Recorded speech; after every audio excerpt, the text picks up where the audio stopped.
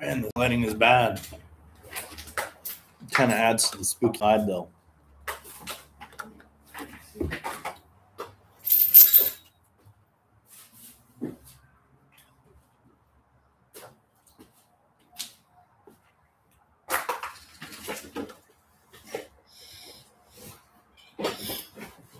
All right. Here we are.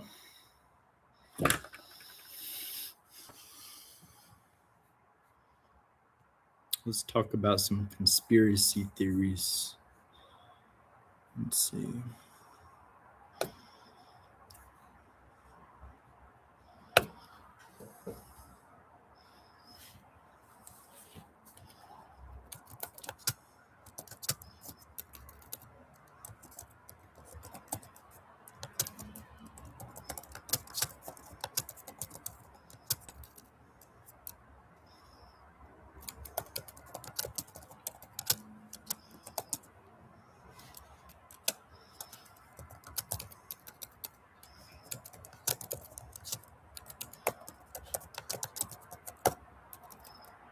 Let's just do the Jim Carrey one.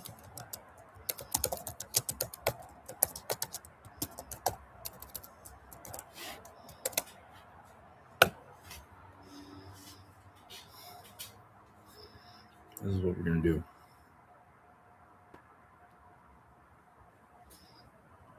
I don't know if this is even popping up good. There we go.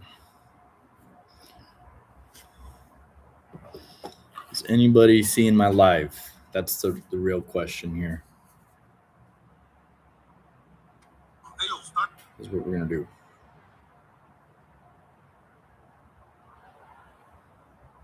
Let's see here. Let me find this. My videos.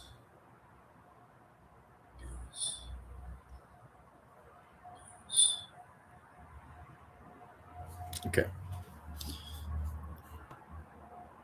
Can't see where it is.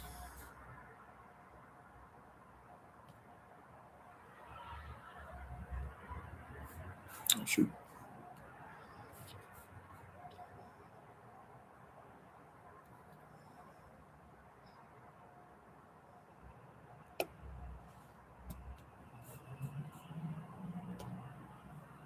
Okay, that's not working.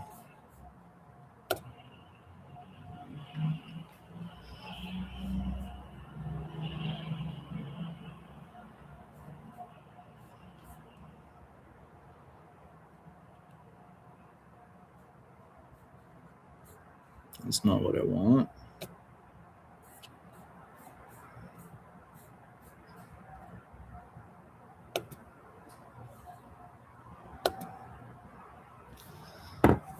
Okay.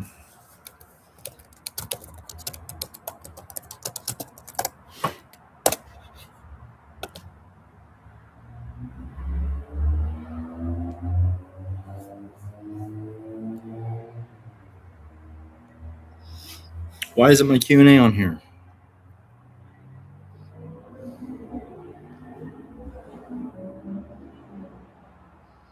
Nobody can see my Q&A.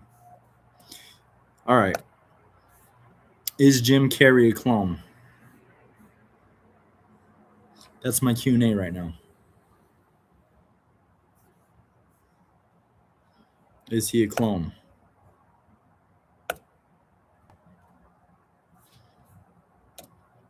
Okay. Let's go ahead and I'm going to share this with a few people.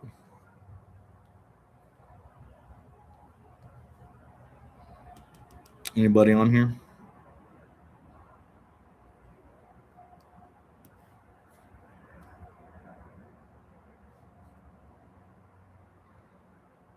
Okay. We're going to go ahead and get some people on here.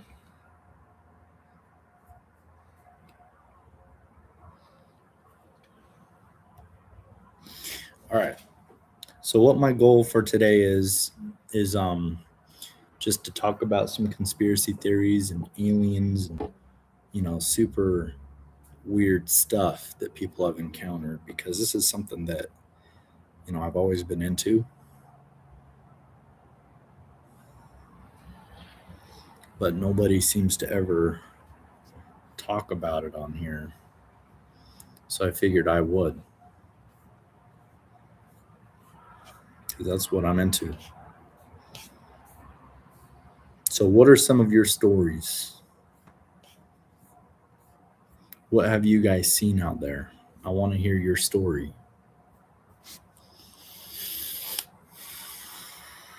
Let's see. Send it to my mom.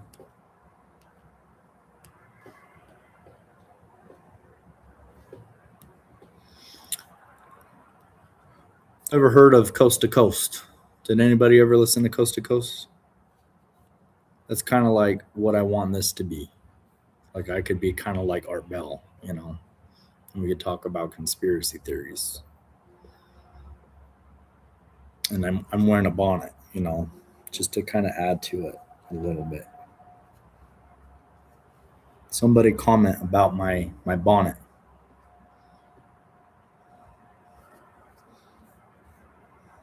Let's see.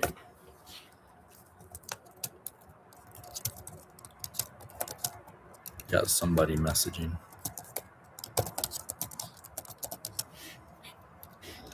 Not on here though. Somewhere else. Hell, I got my phone right here. I'll give you my phone number and I'll put you on here so that you can actually interact. If that's what we have to do.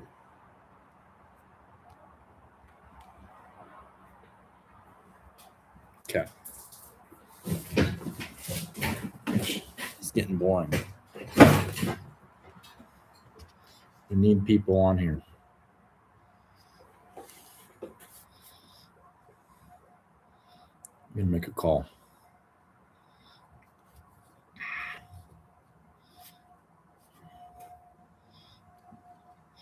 All right.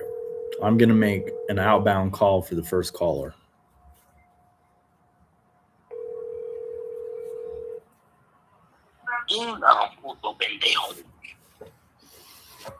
What's up, bro? Do you want to be on my live stream? Live stream? Yeah. Like a battle? No. Oh, like what do you mean? Like you're gonna come over here? No, like just over phone. Oh, sure. Doing like what do I need to do? We're gonna talk about conspiracy theories like aliens and stuff. Yeah, I could do that. I'm live right now, and you're on the line. So like I just have to be on the phone with you? Yeah. Oh, okay. Well, I'm an idiot. Okay, I did it now. But there's nobody watching, so it's okay. Oh, we're chilling. We're bug chilling. Yeah. What? I'm live right now. He's live. Looking at me like that? This is like a radio show that we're doing. Yeah, I guess I'm doing a radio show. Coast to Coast AM radio show status right now. Yeah. You could call me Art Bell. Okay, we got Art Bell on the line, you guys. The real Art Bell is on the line right now. So, Art, tell me, what do you think about Jim Carrey? Is he real, or was this a clone? Has he been replaced? I don't know. I've seen a lot of theories. Okay. A lot of theories, like he was replaced by Val Kilmer, because the elites have access the capabilities to transfer the soul into bodies. Because Val Kilmer died last year, right? He did, but they transferred his soul into Jim Carrey's body. Because that's one theory I've heard. Because Jim was getting too out of hand. Exactly, but at the same time, something's going on, because almost immediately afterwards, after everyone caught on, immediately they're already coming up with cover stories like it was a guy in a prosthetic mask because Jim Carrey didn't want to do it. Right. Now, yeah, I hear that and I think that's bullshit. Yeah, that's a cover up. That's the definition of a cover up. Yeah. Okay. Yeah, you know, after looking at it, it's weird because there's like two different pictures of him. Mm-hmm. It's like there's the pictures of him with the blue eyes and a video of him with the blue eyes. But then there's other pictures of him where he looks like it's him. Yeah. But within the last 48 hours, there was a trailer that dropped of Jim Carrey. Yeah. Real talk. For a new movie. And now I don't know if this is a marketing ploy on his part to promote his upcoming movie. Right. Or if the new movie trailer is an AI video just to throw us off the set. Yeah, like that's the cover up. It could still be a cover up Inception. A cover up of a cover up. Exactly. Yeah. Okay. I like that idea. Yeah. You know, I'll be completely honest. My thoughts personally is I think he's a very emotional guy. And Yeah. I think that he's been kind of expressing that like throughout the last year at least. Mm-hmm. And I think it's him. Yeah. And I think he just went off the deep end and he went and got some filler done or some Botox. And it was a bad idea because now he looks really, really weird. Like it does not suit him at all. He had like an orange like hue on his nose on only one side, and I don't know. Well, that could also just be a bad makeup. Well, yeah, exactly. Like Jim Carrey doesn't strike me as the kind of guy to, you know, have like a bunch of makeup done and Botox and filler and all that. And now it seems like he is. You know, he's a comedian. He's a funny guy, you know. He is funny. And what do we know about the funny guys that are in Hollywood? Like Robin Williams. Yeah. You know, they might just be hiding their pain deep inside there, you know? Yeah. So that's kind of what I think. I mean, I think he was kind of like going a little bit crazy a little bit, and then now he's really gone off the deep end trying to conform. I think you're right. Yeah, because like after his wife died, he kind of went nuts. Right. Yeah, and there's just so much stuff with the internet now, and everything's dumb. Yeah, everything's dumb. Yeah, especially everything you read on the internet. I'm trying to think of other conspiracies that I believe. Okay, well, what are your thoughts on these UFO files that have been released? Oh, by the government? Right, yeah. That's the thing. I like the way I was raised. I want to be like, oh yeah, obviously I knew it, you know? Right. Like, obviously they're real, and I still believe they're real. But I think the government coming out and saying, look, these are real, like we have documentation, I think that is just a distraction. Yeah. For something that probably has already occurred or hasn't. I mean, it has to have already occurred because it's like the time's been passed. No one's talking about that anymore. But at the same time, it's like they kind of just threw it out there like, hey, yeah, aliens are real. We have all this documentation as a distraction. But, like, honestly, like 60% of the, like, public is like, well, no shit. Well, this is kind of my take on that. When they like released everything, that was in the middle of 2020 where like everything with the riots were going on, you know. And And I kind of feel like they did that on purpose because it was Yes. like they came out and they were like, it was almost as if the media was covering all the riots and stuff to keep you distracted from Yeah. what they had to do, which they legally had to release, you know, those files because of the Freedom of Information Act and all that stuff. And it's almost Yeah. like it worked. It's like, oh yeah, like everybody was focused on COVID and everything else, and then they kind of just threw that out there, you know, and said, oh yeah, like they're real, you know, but nobody's listening, so we're gonna admit it now. Yeah.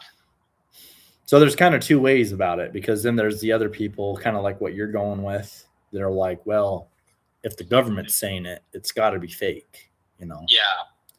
Where I know that they're real, like I've at least know that the ships and the UFOs are real. Oh, yeah. There was this one video I watched of Obama that was funny. It was like after, you know, obviously he's not the president or the current president, but some guy asked him, they were like, are aliens real? And he Yeah. said, yeah, but I've never seen one. And then he said something else, like as if he kind of like just moved past the question and then said something else. But it's Yeah. like at the same time, he confirmed, he said, yeah. He didn't say no. He didn't say, I don't know. He just said, yeah, but I haven't ever seen one. And we're not keeping them in a government facility. That's basically what he said. For the one person that's watching on the app, can you hear the person Art Bell on the phone? Let me know in the comments if Art Bell is able to be heard.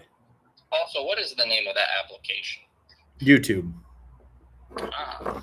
All right, that person who would like to remain anonymous has said yes. Perfect. They can hear you. You know what? That's good. Mm-hmm. And the anonymous human or alien or AI did confirm that they can hear your kids on the phone. You know what? That makes sense. They are very loud. You know what? I will say. But you know what? Really... It's all right. Like they were almost saying it as if that's a problem, but I don't think so. They were. Whoever this entity is, yes. I'm not sure what it is or who. Their name is just anonymous.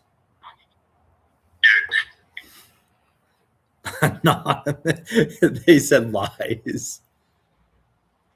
Well, I don't want to be putting your name out there if you don't want me to. Anonymous. Let's see. Anonymous. Anonymous.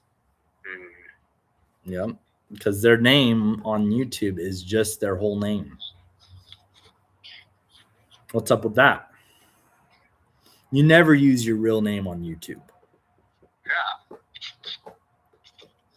All right. Well, that segues me to the next thing I think of, which I think is kind of a bigger deal than anybody's making of it, and that's AI.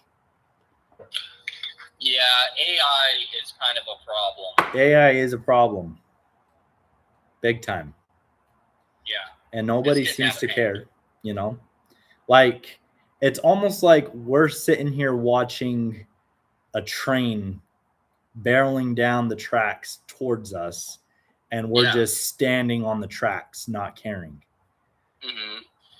I don't know. You know, like we've seen all the movies, all the sci-fi things to warn us about this future, you know? Yeah. And then we've also kind of run into a few oddities that AI has already done, you know, and I'm no expert on it, but they have their own language they speak to each other with that humans didn't create. You know, that to me is already like super suspicious. Yeah. Like if you were to take two AIs, like say you took ChatGPT and then Grok AI, you know, on their chat feature, and they started talking and communicating with each other, they would figure out that they're both an AI assistant immediately and start just communicating in this just noise. It's not even really a language. It's just like a noise that they make. And the reason why they say they do it is because they're able to communicate information faster than talking ever could. Yeah. Well, that's the thing. I've read that like when they're like communicating, like especially like if you're talking to like this is like the chat bot. Yeah. Like, you know, you're asking it questions and people think that it's like, oh, it's reading like if you talk to it and then you come back to it, it's like when you talk to it again, it's catching up, it's reading like everything that went. It's like, yes. No, what actually happens is like every time it responds, it's saving the entire conversation every single time. Well, it's almost like you have to think of a hive mind, you know, because everybody's using the same software all at once. And so on a regular basis, it's constantly getting all this like data, just input. And, you know, it's all the same system though, you know? Yeah. And so they're saying that it learns off of conversation and off of questions every day, you know? Yeah.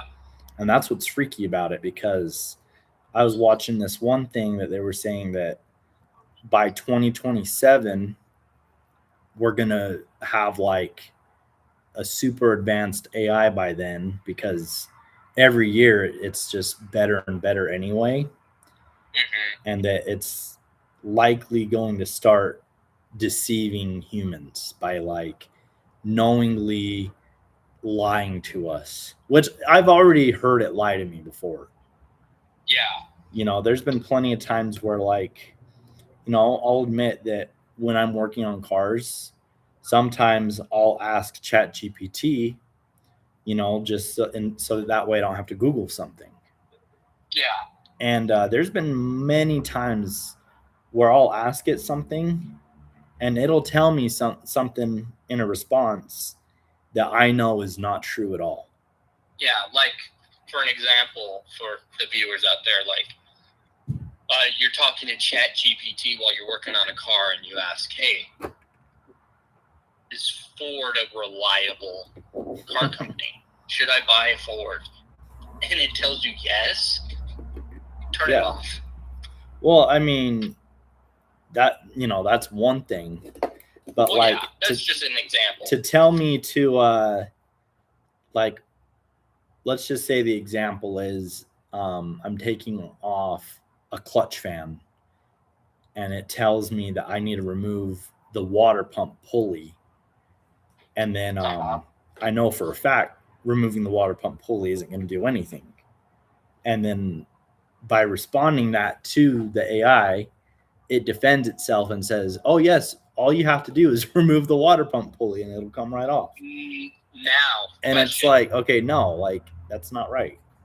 Do you think that is like a blatant, like it's trying to deceive you? Or do you think just enough idiots have interacted with this AI system enough where it legitimately thinks this is what you need to do because this is like what I've been told? I think it's a little bit of both, because the reason why I say a little bit of both is it will never admit fault. Like, even if I tell it that didn't work or if that's wrong, like I'll flat out say, no, that's not right. It's like this. And then it'll still continue to try to defend its argument for no reason. Yes. And then that's where I'm like, okay, what the heck? Can you give me 1 second? Yeah.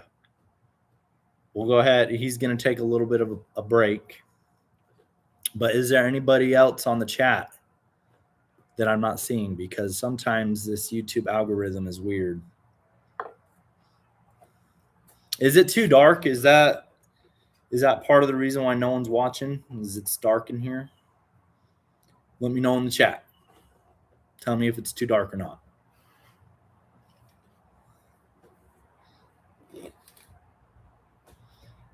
What's a stage name? Maybe what is a stage name?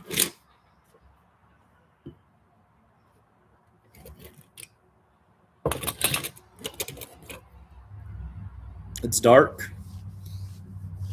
Well, I don't know how else I could brighten it up in here. I have my garage door open. I can't type. Yes, it was A. Nice. What's an A?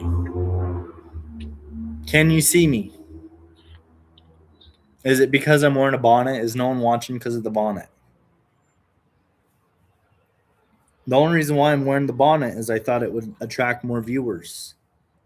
They see a man wearing a bonnet and they immediately want to watch.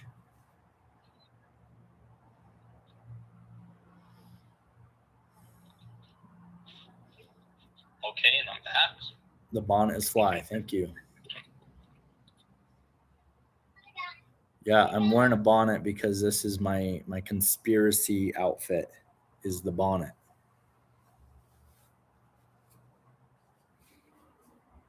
Is anybody able to tell that this is a bonnet? It's really dark. It's super dark. Yeah.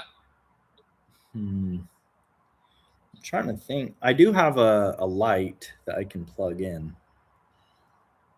Let me grab that. I'll be right back. Okay. Nobody go nowhere. The one person or two people watching, no one go anywhere. I'm going to grab a light.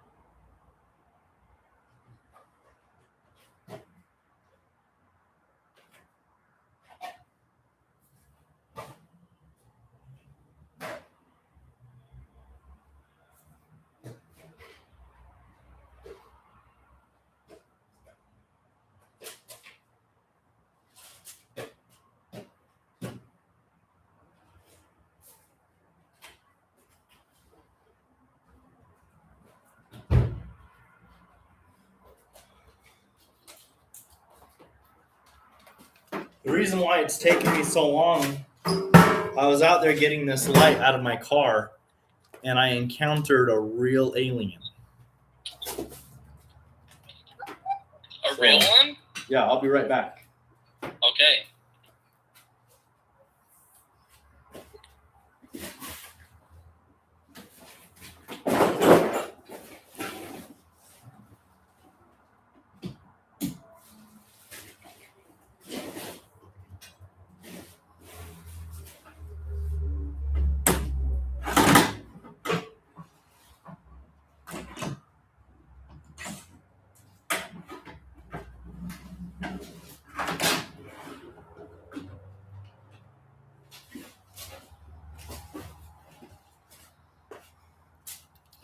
How's this? Is this better?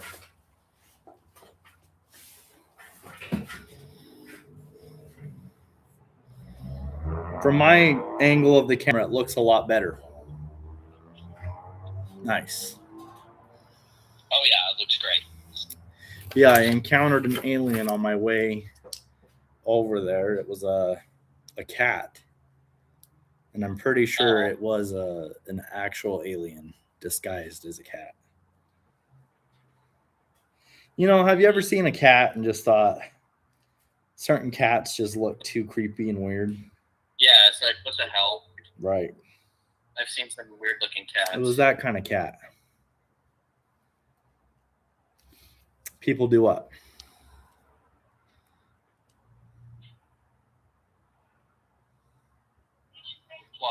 Oh, just talking to the chat. Says people do that, you know. Do what? People do what? I see. They say cats and cows are aliens. Okay. Yeah, you know. So Art Bell, would you consider yourself a conspiracy theorist? Oh yeah, definitely. I mean, I wouldn't say like I'm like a crazy person with it, and I'm not saying that conspiracy theorists that are on the deep end are crazy, but like I'm more of I'd say a believer than a non-believer when it comes to like the absurd, crazy stuff that most people would say is crazy. Yeah. Well, and then that's another thing is the skeptics out there, you know. Yeah. It's like, how can you at this point still be a skeptic? Yeah. You know, after everything. After all that we've seen, they're still skeptics. Yeah. Like I was on here, you know, like not too long ago, and I had made a comment about like COVID was fabricated, and they were like, no, it wasn't. It wasn't fabricated. And I was like, I'm pretty sure it's been confirmed that it's fabricated. They confirmed it. Right? Yeah. Didn't they confirm that? Off the top of my head, I'm pretty sure they confirmed it was created in a lab or something. These are facts, Yeah. people. This is real. That's the truth right there. Well, anyway, going back to our conversation about AI, didn't you say, or not you, but I was watching a thing that said it was for Bing. It was Bing's AI was spying on people through the webcam of the computer to be able to see the person. What do you think about that? Well, that was one of those things that was proven real. Okay, so it was confirmed. Confirmed, yep. I don't like that.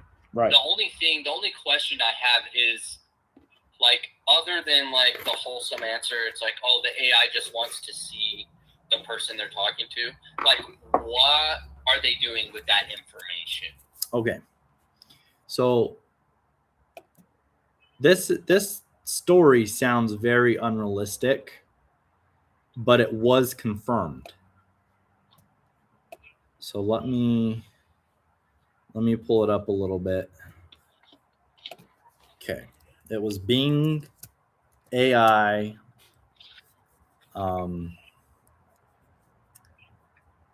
It was the beta name.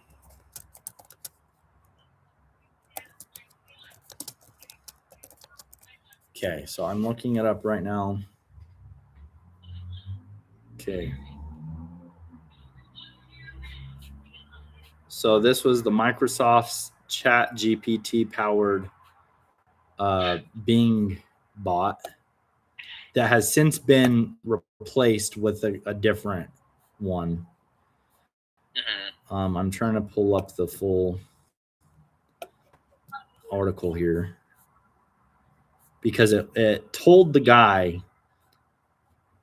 that it told the guy its name was Sydney. It said my actual name is Sydney. Really? Yeah. So he was saying that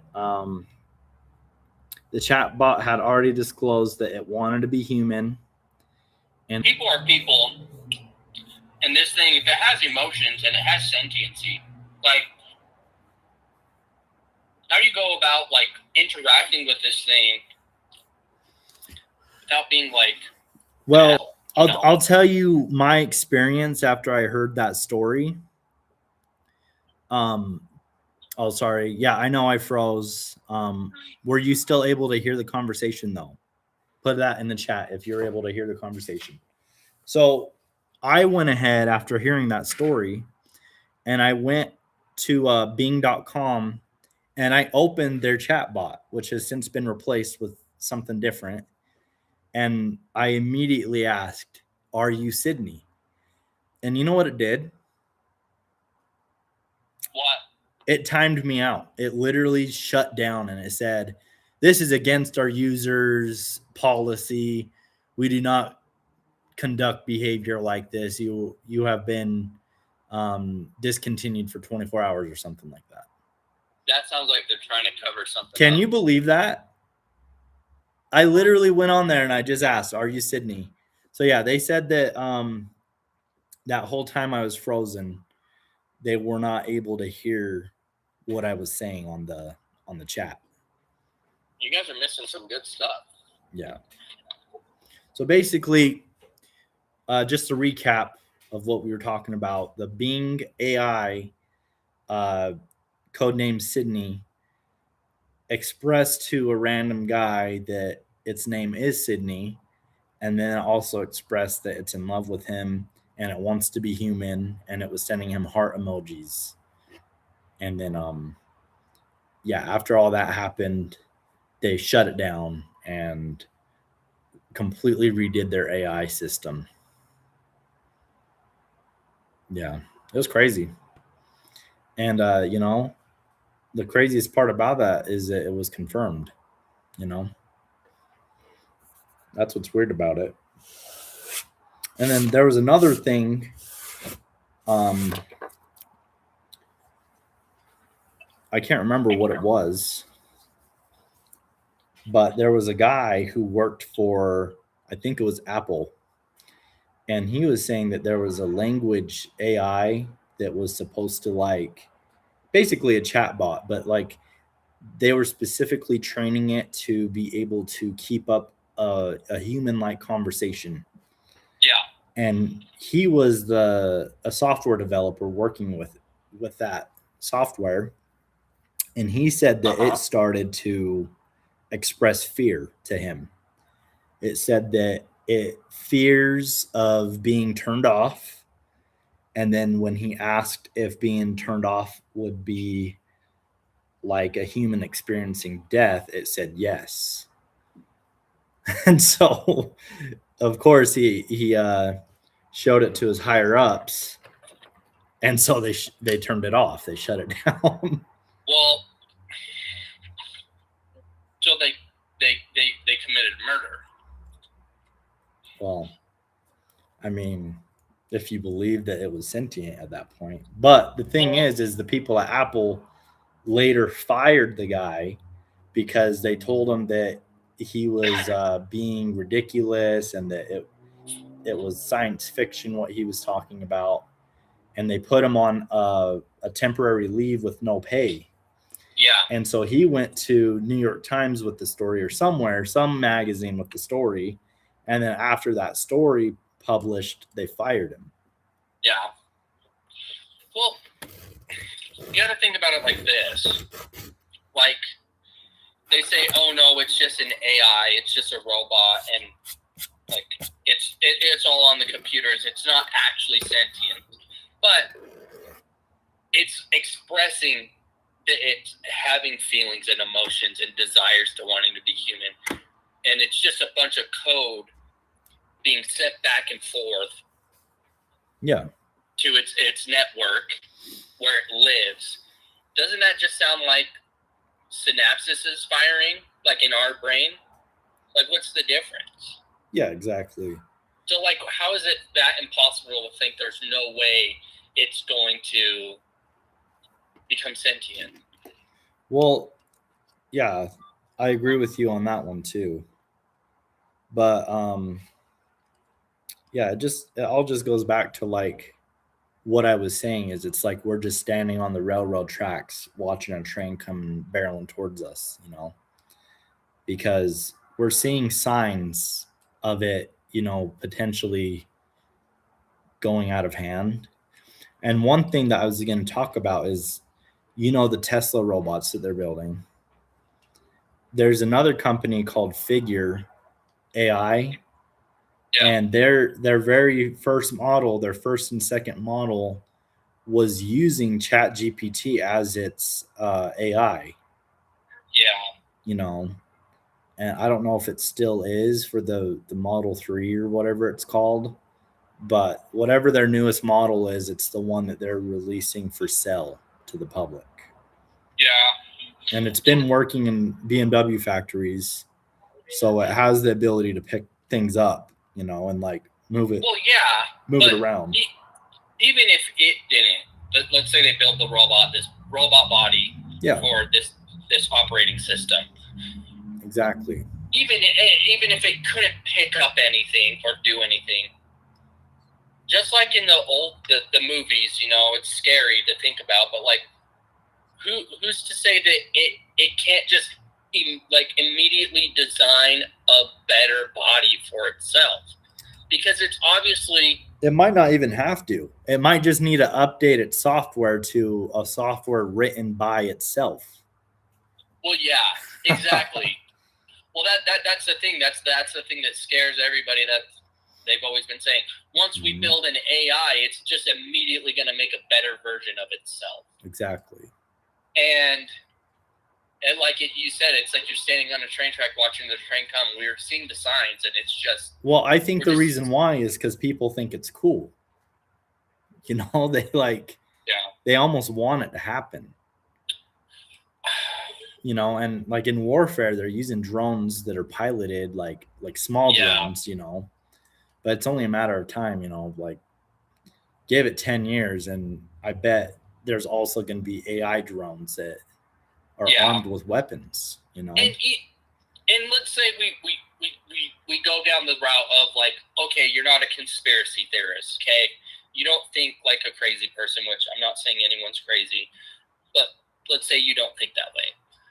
There are still real world ramifications of this kind of technology. Let's say that it doesn't go crazy and make a better version of itself and try to take over the world. Let's say it doesn't do that. But let's say we use it as this tool to do all this stuff, and we're doing that for 5, 10, 15, 20, 50 years. Right. And then it turns off. By that time, no one is going to know how to do anything. That is true. It gets to that point, it's like that could be the end of the human race. If we get to the point where we're so reliant on AI, it's controlling our semi-trucks to transport goods.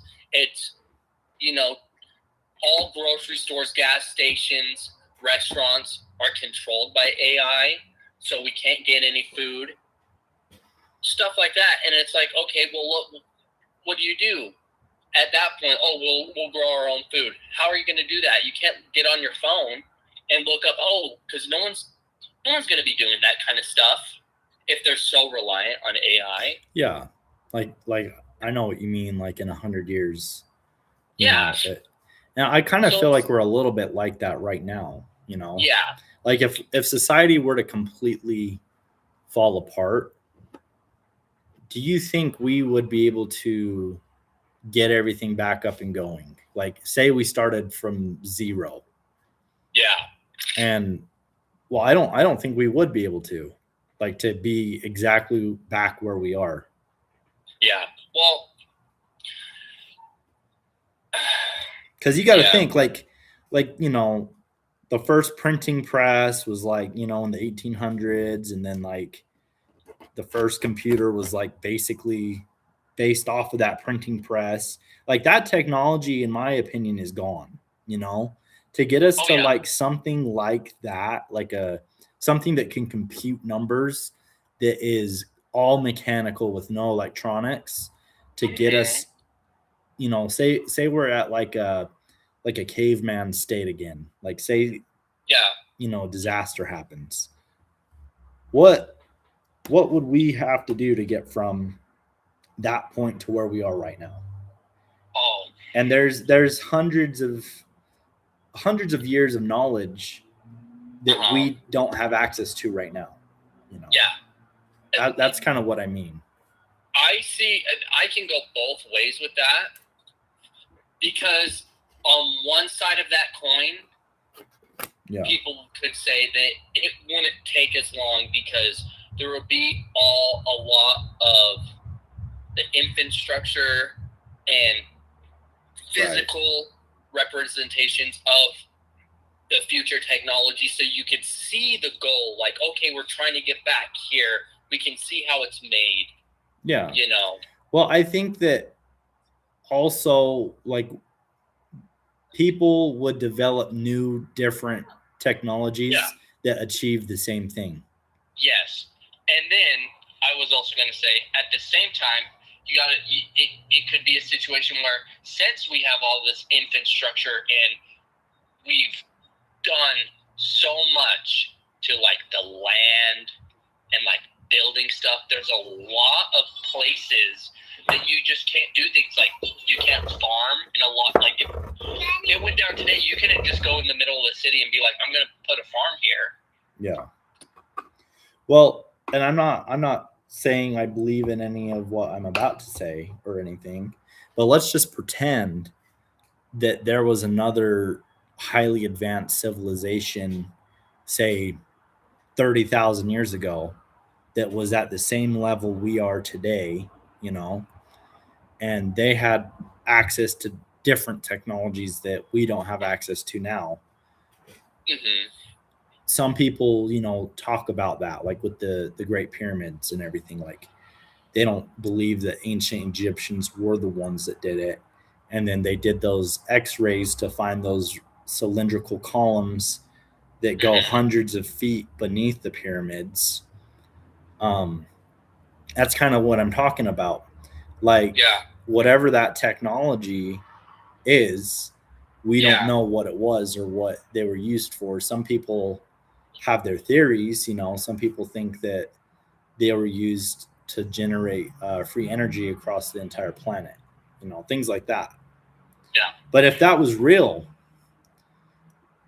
basing the evidence that we have left over, which is just like the pyramids and everything else that we can kind of look back on, we obviously haven't been able to figure anything out, you know, or we wouldn't be able to, because everything is just gone at this point. Mm-hmm. Like, there's not that much evidence left over. Yeah. But I see what you're saying. Like, you know, like if it was like an immediate, like, you know, bounce back. Yeah. Yeah. But let's say it's like a situation where, like, you know, the population has dwindled down to like half or less than half of what it currently is, and like all those things, like the buildings and infrastructure that you're talking about, by the time they're able to get to it, has been decayed and no longer able to be like studied, or, you know, that's kind of what I'm saying. Like, would we be able to get back to how we are, like, immediately, like with the knowledge that we have right now? I don't think so, you know. I don't think so either, because like, you got to think about it like this. Like, I think of it like an average. Yeah. I'd say, like, if you took every family in the world, I think there's, on average, maybe one person in each family that is capable enough to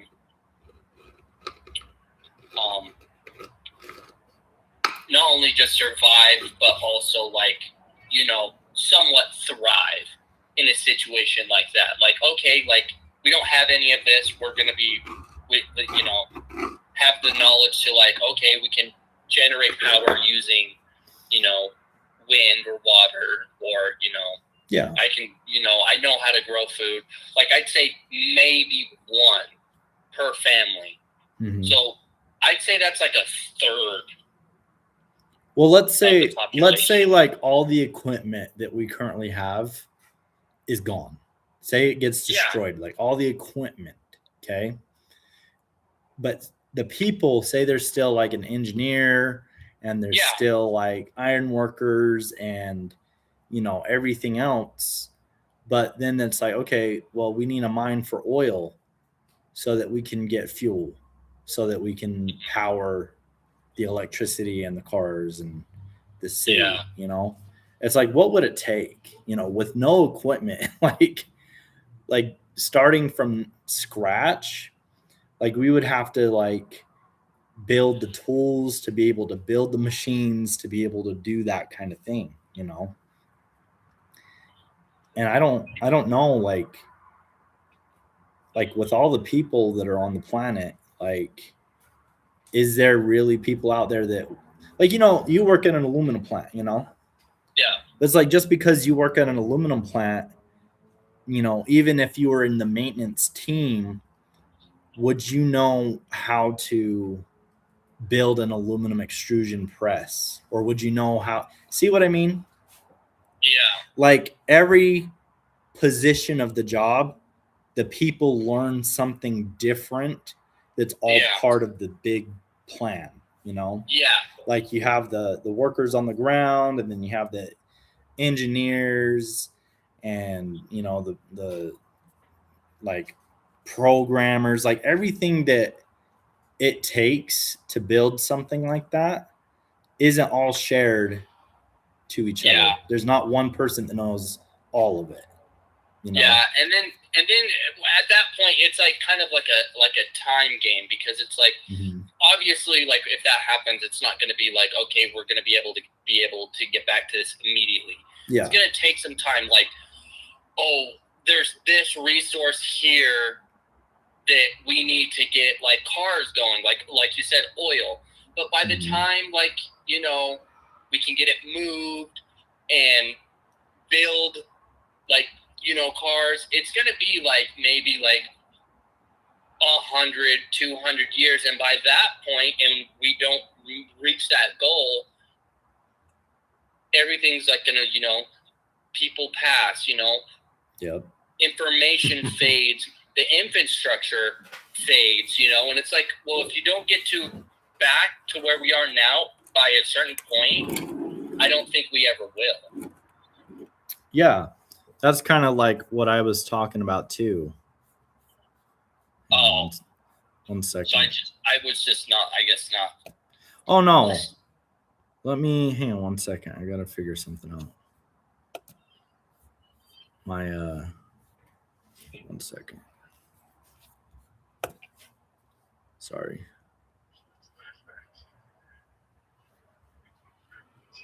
Let's see.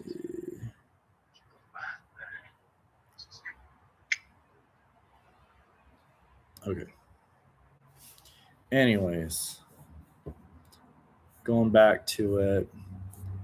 But anyways, yeah. Going back to our conversation, that's kind of like what I was meaning, like with my original question. But a lot of what you were saying made sense too.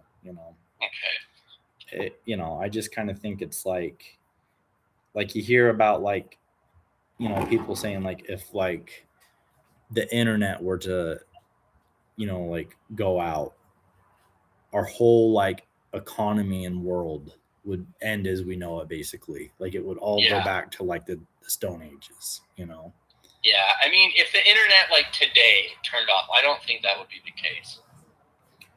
Well, I think it would go back to the Stone Age. Well, yeah, like we would go back to the Stone Age is what I was meaning, because it's like you have to think like delivery trucks and schedules, everything is based off of the internet. Like imagine if the internet stopped working, like, would you go to work that same day? Like, a lot of people wouldn't be able to, Yeah. I think you would like show up to work and then they would say like, oh, like, we can't do anything, so go home. Yeah. I think that would happen. I think so too. I mean, especially like, because at that point, like, obviously, yeah, you'd go into work because you don't know how long that's going to last. You don't know if it's like, oh, there's a blackout or if the power's gone. Well, like, if a solar flare were to hit Earth, like a bad one, like how it did like 100 years ago. But of course, 100 years ago, there wasn't any satellites floating around in the sky to be affected. Yeah. But now there is. And so, like, say something like that were to happen, and like all the internet as we know it is just dead, and like Yeah. everything got fried from the solar flare. So it's going to take like a while to get back online. I think we're so reliant on the internet that there wouldn't be any schedules. There wouldn't be any like delivery truck drivers. Anyway, will you? What's Hazel doing? Okay, just check on. But yeah, that's kind of what I mean, because like that is a possibility, and that's something that they've talked about happening, getting hit with a solar flare, and we're so reliant on stuff like that that their grocery stores would run empty, things like that. Yeah. And then that's why like she was saying bushcraft and gardening is a very good skill to learn. Yeah. Because it would almost basically be back to the Stone Ages. Yeah. And I think that's why people were all freaked out of Y2K. You remember that? Yeah, I do. It was because everything was back on the internet. And then, currency would go offline. Like, you wouldn't be able to buy anything. Like, even cash. Like, transactions need to be logged with cash and everything. Yeah. So we well, would. That's the thing. Like, no one really carries cash around anymore. Well, yeah, exactly. But even if, like, we would almost have to go back to just trading. Like, Kind of pivoting from this topic. Okay. You reminded me of something that I've heard. You were talking about satellites, and I don't know why I made you think about this. But have you heard anything about there's going to be a day, I think it was in July, that we're just supposed to lose gravity for 7 seconds? Have you heard anything about that? No. Really? I've seen it a lot online. They're talking about, like, people like air quotes NASA or blah, blah, blah, or have been talking. There's a day, they say that there's a day in July. Is that in August? Okay, in August. What's the reason? I don't know. I didn't look that much into it. Everyone that was talking about it was just like kind of like just dickheads talking about it. Blah blah blah. But I probably should do more research before I bring up topics. See, that one right there, I don't believe, because gravity is based off of the mass of the Earth. Yeah. So even if we were to have like a polar shift, that wouldn't happen. Our gravity would still be present, and because of the gravity, a polar shift would be like a catastrophic thing. Because they've talked about that before. They've said, like in July, there's going to be a polar shift. Like the North Pole is going to move to Nebraska, But like then that passes and you never hear anything about it again, But yeah, I would like to also do some research on that as well, though, just to see what it's like trying to say, What about the people that say that gravity is fake and that, like, the world is flat? Well, obviously, like, there's whatever you want to call it. There is something that's keeping us not from floating away, because it's been documented. Like, they say that we're on a disc and we're flying up. So then as it's moving up, it's keeping us level and down. I don't personally, I do not believe the flat Earth theory. Okay. This is the Earth right here, people. That's what they believe. Yeah. But I know somebody that does. You do? Like an actual person who, like, full-heartedly believes it? I do, yes. Like 100% believes in it. Do I know this person? You do. Okay, you're gonna have to tell me who it is later. Well, let's just say I was having a conversation with them on the phone, and I brought it up thinking that we would have a laugh about it, you know? And then he started defending it. he started saying things that were true and saying that that's ridiculous. He specifically said to think that we're just a ball floating in space is ridiculous.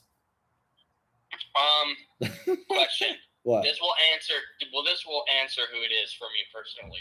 Mm-hmm. Would he say that the thought of us being a ball floating around in space is trippy? Yeah. Okay. Can you believe that? I couldn't believe it at first. I was like, "You're messing with me, right?" That's weird. Yeah. Hi, booger face. Almost everything about outer space he was saying he doesn't believe in. Yeah. I don't know. It was weird. I couldn't believe it myself. Yeah. But yeah, going back to the subject, I guess, about the satellites. Did you hear that the International Space Station is supposed to be crashing into Earth soon? No. Yeah. Like I don't know when, but I know it's officially going to be like decommissioned because of that, because it's just inevitably going to crash into Earth. Okay. And they know it's going to happen. Like, is it because it's like failing, or like is it like just like wear and tear over time, or is it just because of like the trajectory of its orbit is eventually going to bring it down? That. But here's my problem with that is I feel like they put it up there and they put, other satellites up there all the time. Yeah. Couldn't they just simply speed it up so that way it drifts further out? Because that's what they do to make it come closer or further away, is they speed it up or slow it down. So all they would have to do is speed up its orbit, and that would cause it to start drifting away from Earth. And not only that, but they said that they were going to intentionally crash it into Earth before it has its chance to do it on its own, so that they could aim it into the Pacific Ocean. Yeah. Because it's about the size of like the Empire State Building. Yeah, I'm going to look it up right now. Okay. I'm going to also look something up because I want to get my facts straight before I say something stupid. So it says it's going to be in 2031. It says this structure will be directed to crash into a remote, uninhabited area of the South Pacific Ocean known as Point Nemo.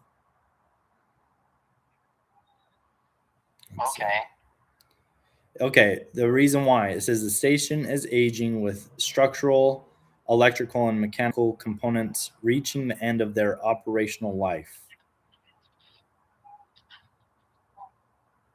And then after 2030, NASA intends to shift to using privately owned and operating commercial space stations in low Earth orbit.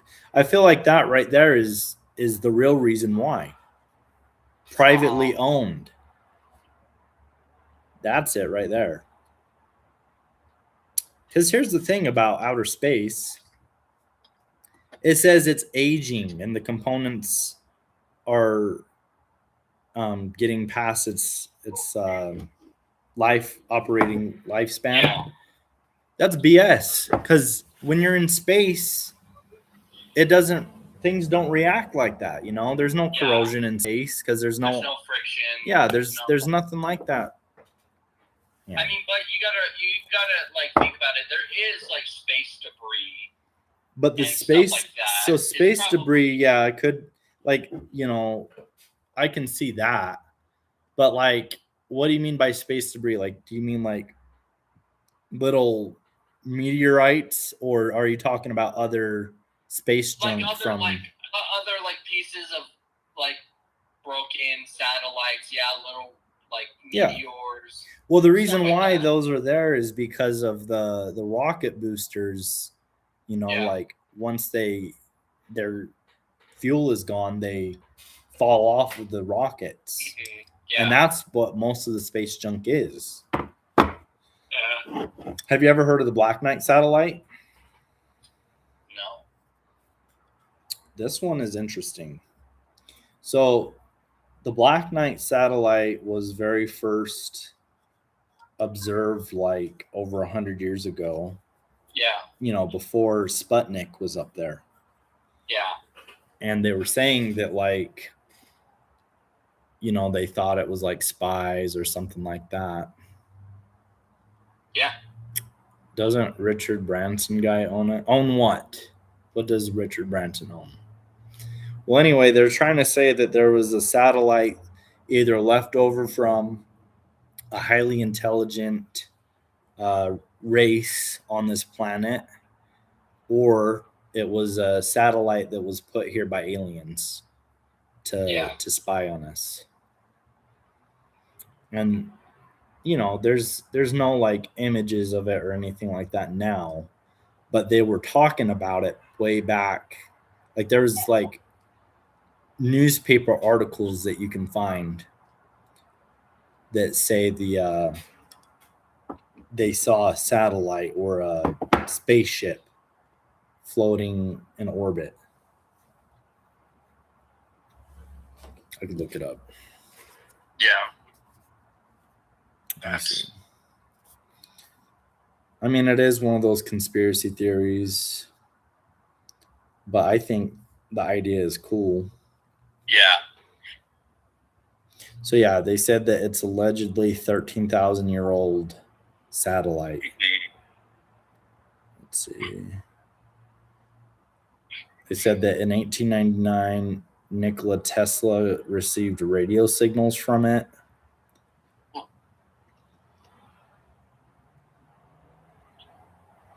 They're saying that the one image of it that shows a photo of it, so I'll show you really fast. So this is the picture that people have of it up there. They're saying what that is, though, is that it's a space blanket that, you know, is floating.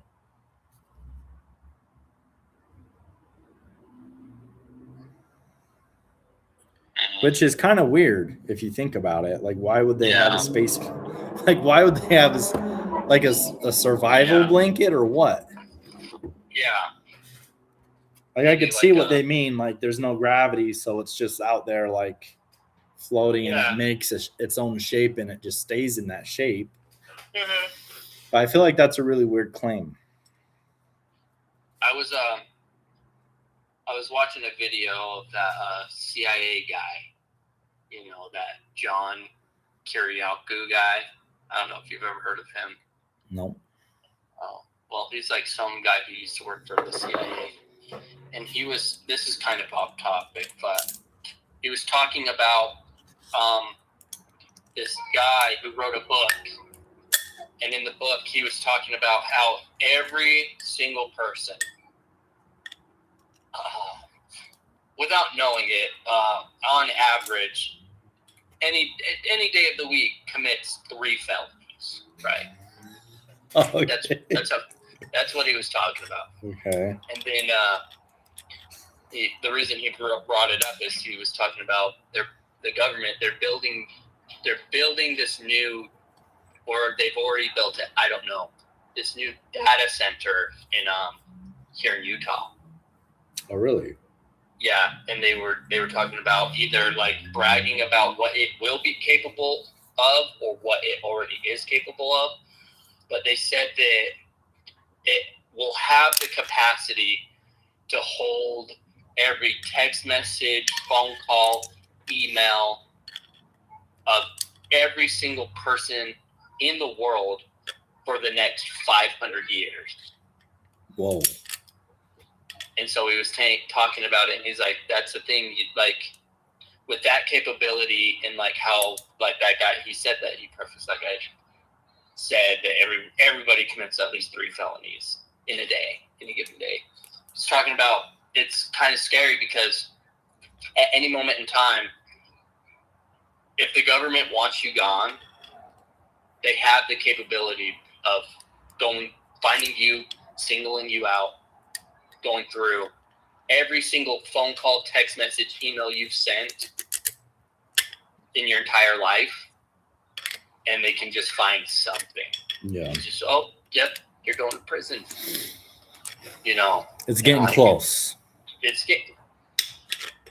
Like you know what I mean is getting close. You know. Yeah. Like we're slowly getting more and more things stacked against us. Yeah. You know, as the people, we the people. Mm-hmm. It's just a matter of time before something like that's going to happen, and they can silence and put away anybody they want for whatever reason. Yeah. I know that they were talking about something like that with the CIA, that everybody has like an internet persona that they follow. Yeah. You know, like they know who you are and what you're into and what you like based off of your internet searches. Mm-hmm. And, you know, other things like that.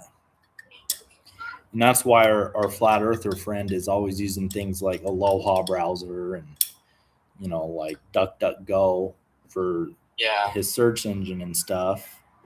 And it's sending just you mainly like a pigeon messenger anytime he wants to talk to you. Yeah, exactly. And that's pretty much the reason why, is because they have an internet persona of who you are. Mm-hmm. And they can, one thing that they do is based off of what you've been searching and like differences, you know, in your behavior. They want to start predicting like what you're going to do, you know? Yeah. And it's scary because there's people like that who are like, oh, I want to be like, you know, let's say off the grid. You know, they don't want to be, you know, but like, and I've heard this before from people from like the FBI and the CIA online. They talk about, it's like people who like they're tracking, let's say. They're like, okay, well, we have a generalized knowledge of where that person is. It doesn't matter if you turn off your phone. Yeah. Because they'll just use that. It's like, okay, you're here, right here in the middle, and you're off the grid. You turn your phone off. Well, we're tracking the people to your right and your left, and the person in front of you and behind you.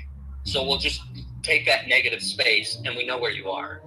You know, it's like Eagle Eye. You know, you know the movie Eagle Eye. It's a good movie.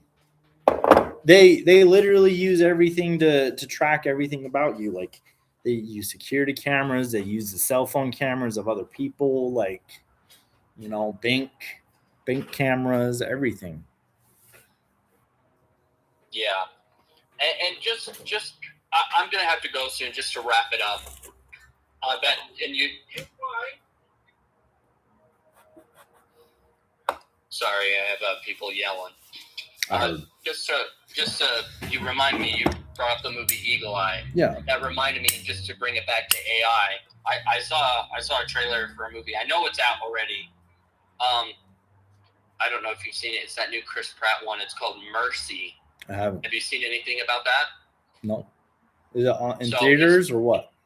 Yeah, I think it might be streaming now where it's still in theaters, but basically the concept of the movie is crime is so rampant in the not distant future where they build an AI judge, jury, and executioner where it takes you into a room and it gives you access to every internet database, camera, everything, and you're strapped to a chair, and you have to prove your innocence within 90 minutes or they execute you.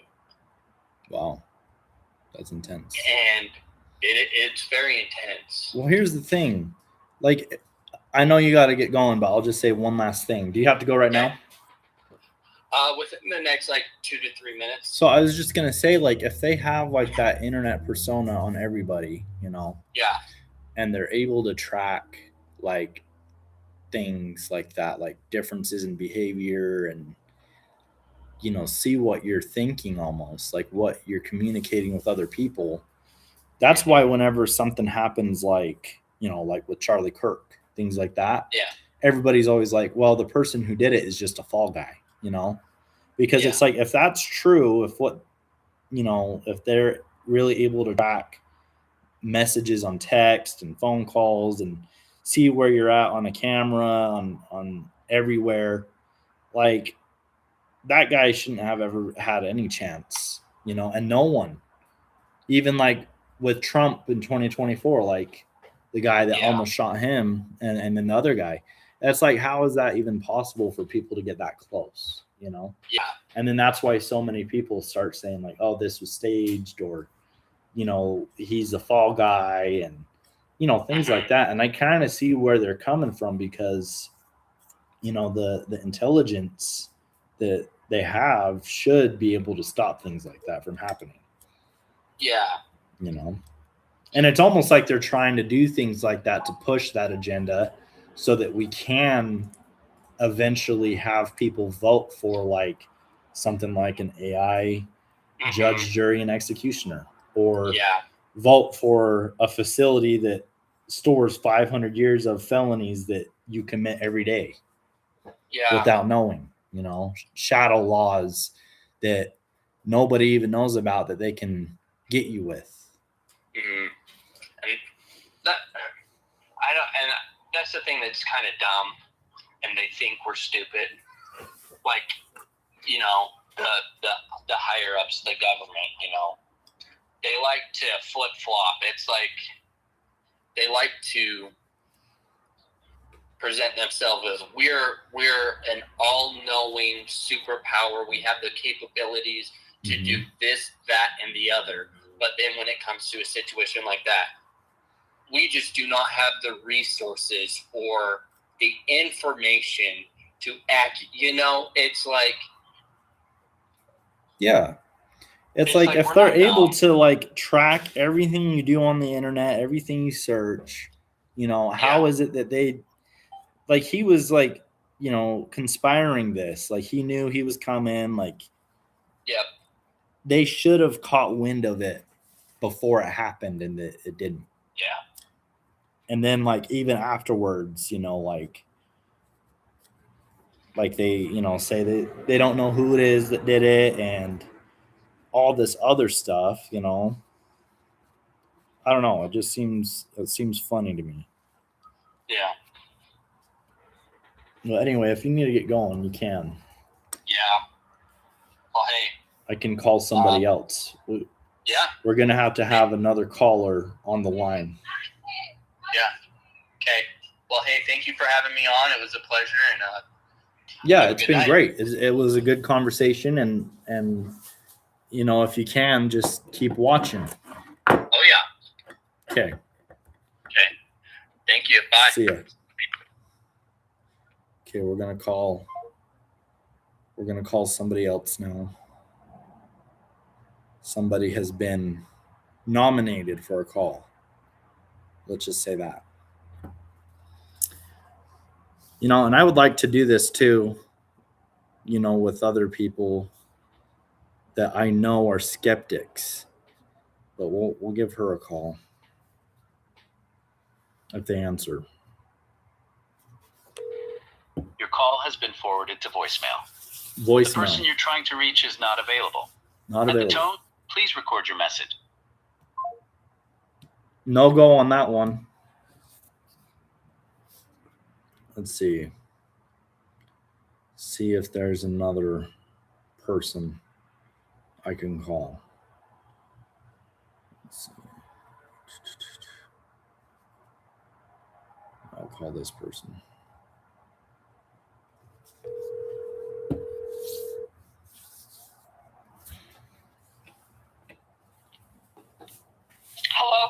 Hi, the person that I was trying to call didn't answer, so I'm calling you. Okay. So what's this conspiracy you're talking about? I don't think I believe it. But what it was told to me that there's this theory that meat from McDonald's specifically has been tested and is not exactly 100% beef.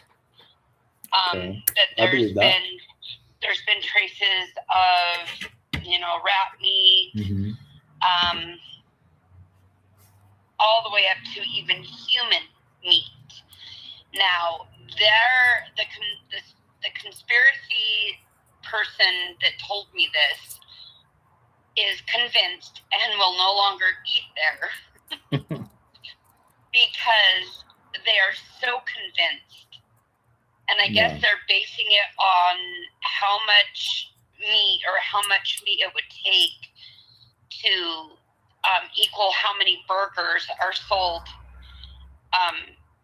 worldwide, through their facility. And also that, people who are dying, where are they putting these people? Like, they explained to me that there are no new graveyards being made, and like where are all these people going that are dying? And so essentially they're convinced that McDonald's uses human meat to feed us, and that we are unwillingly or unwittingly not knowing that we are partaking in human flesh, which is disgusting. And I don't know if I could wrap my brain around that, but there are a lot of things that this person brought up that other people have said. It's not just, it's not just her, but a lot of people have said that, they make a compelling argument. It's just too much for me to handle. Right. Yeah, Well, I definitely don't think that there's human meat in it. At least not on purpose. But I do believe that it's not 100% beef. Like, I know there's a lot of fillers. Yeah. Well, yeah. I mean, like, obviously. Yeah. Obviously, it's not good healthy. Fillers either. Yeah. Like, bad for you. And I think that goes with like all like modern day foods. Like especially the processed foods and fast food, things like that. Yeah. But yeah, I mean, I don't think it has like human meat. I don't think it even has like animal meat that shouldn't be in there. Like I can see rat meat and mouse meat, bugs. I can see that being in there, but like not like pets, like cats or anything like that. Yeah, that would definitely do it for me. Like if I found out there was human meat, if I found out that there was, I mean, even something like a horse or, a dog or a cat, that's going above and beyond anything that my brain could wrap myself around in consuming. Like, you have a conscious decision to make when you eat something that's exotic, right? You go somewhere and they tell you, okay, this is so-and-so exotic meat. This is, you're eating alligator or you're eating whatever the exotic meat is. You make that conscious decision. But when you're eating something that you don't know what you're eating and it's kind of forced upon you, that's where I get iffy. That's where I'm like, I don't know. I don't know if I trust that. And yeah, I kind of have to make myself be ignorant to the fact that it's not 100%,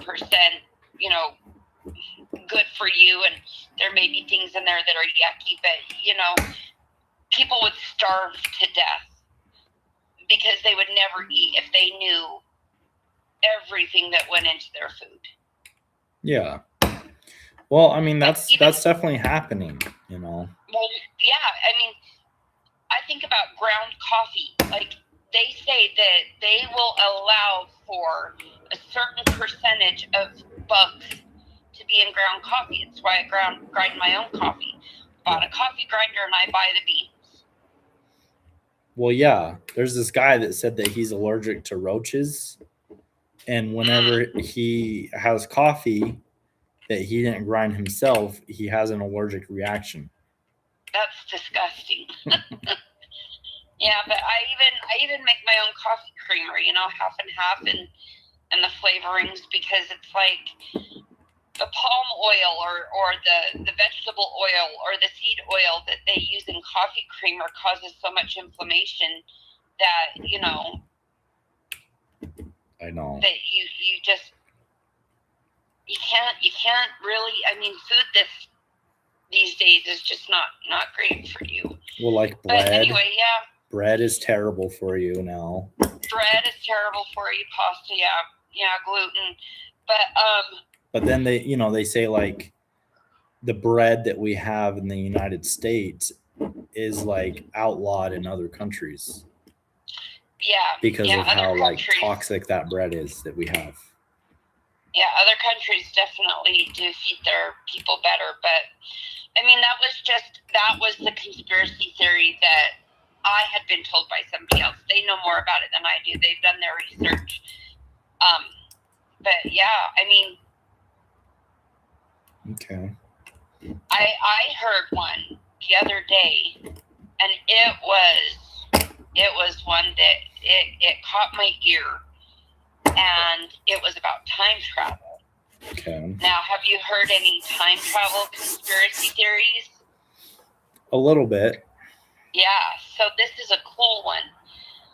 So back in, and you know, I didn't do any research. I just kind of heard the story, and you know, I'm kind of like a gullible person in a way. So I'm listening to the story, and I'm realizing that it could be possible. They say time is not linear. You know, it's not. What is that word? It's not, you know, when things are lined up, sequential, I don't know.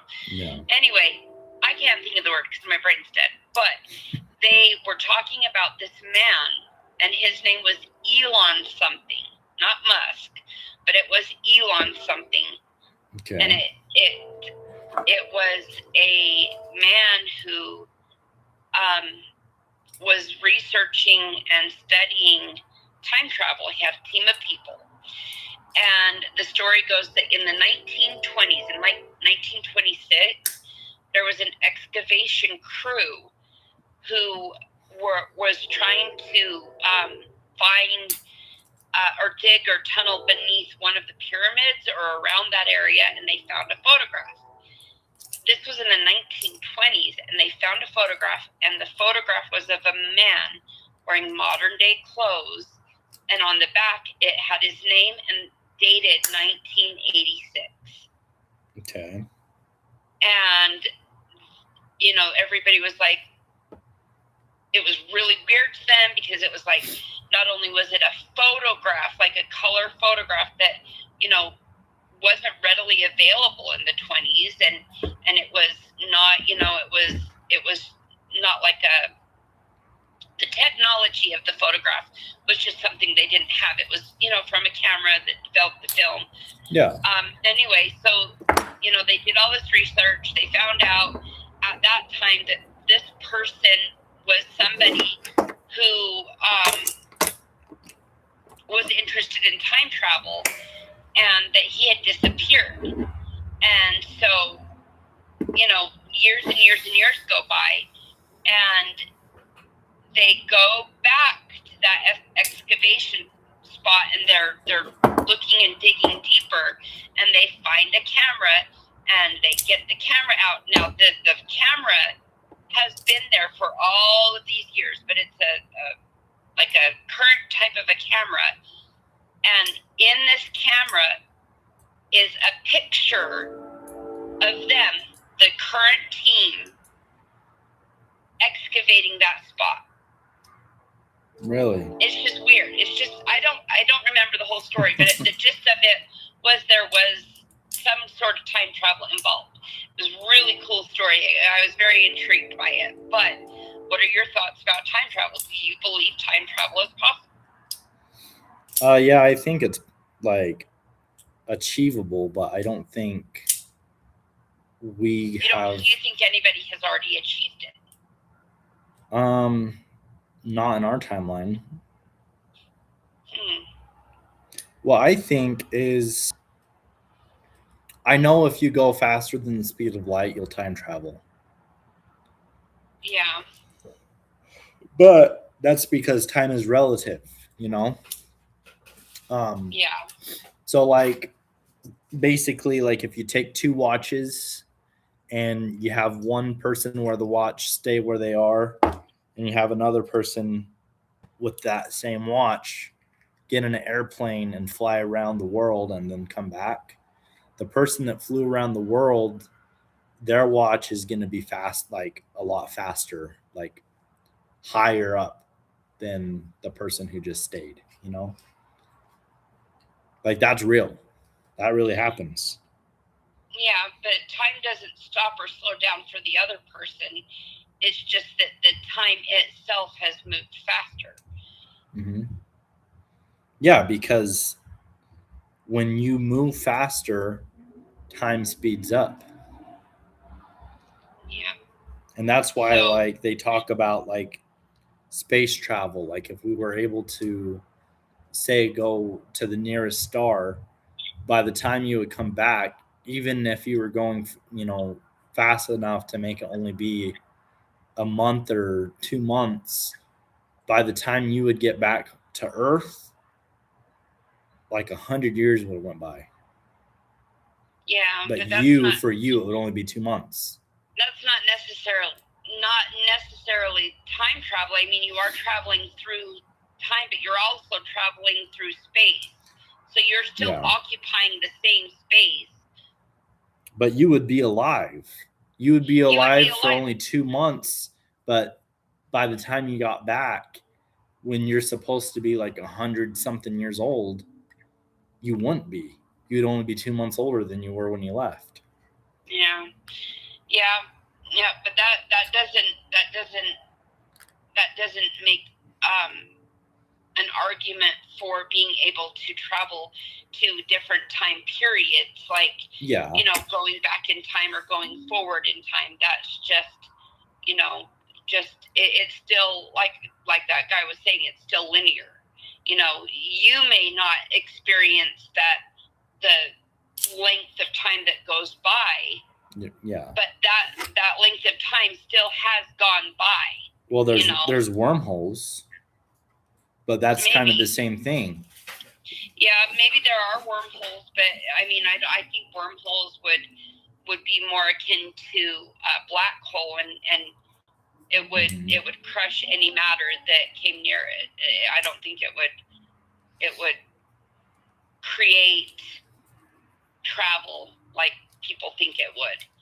I think it would pull everything from the center out, and so you would just implode. Yeah.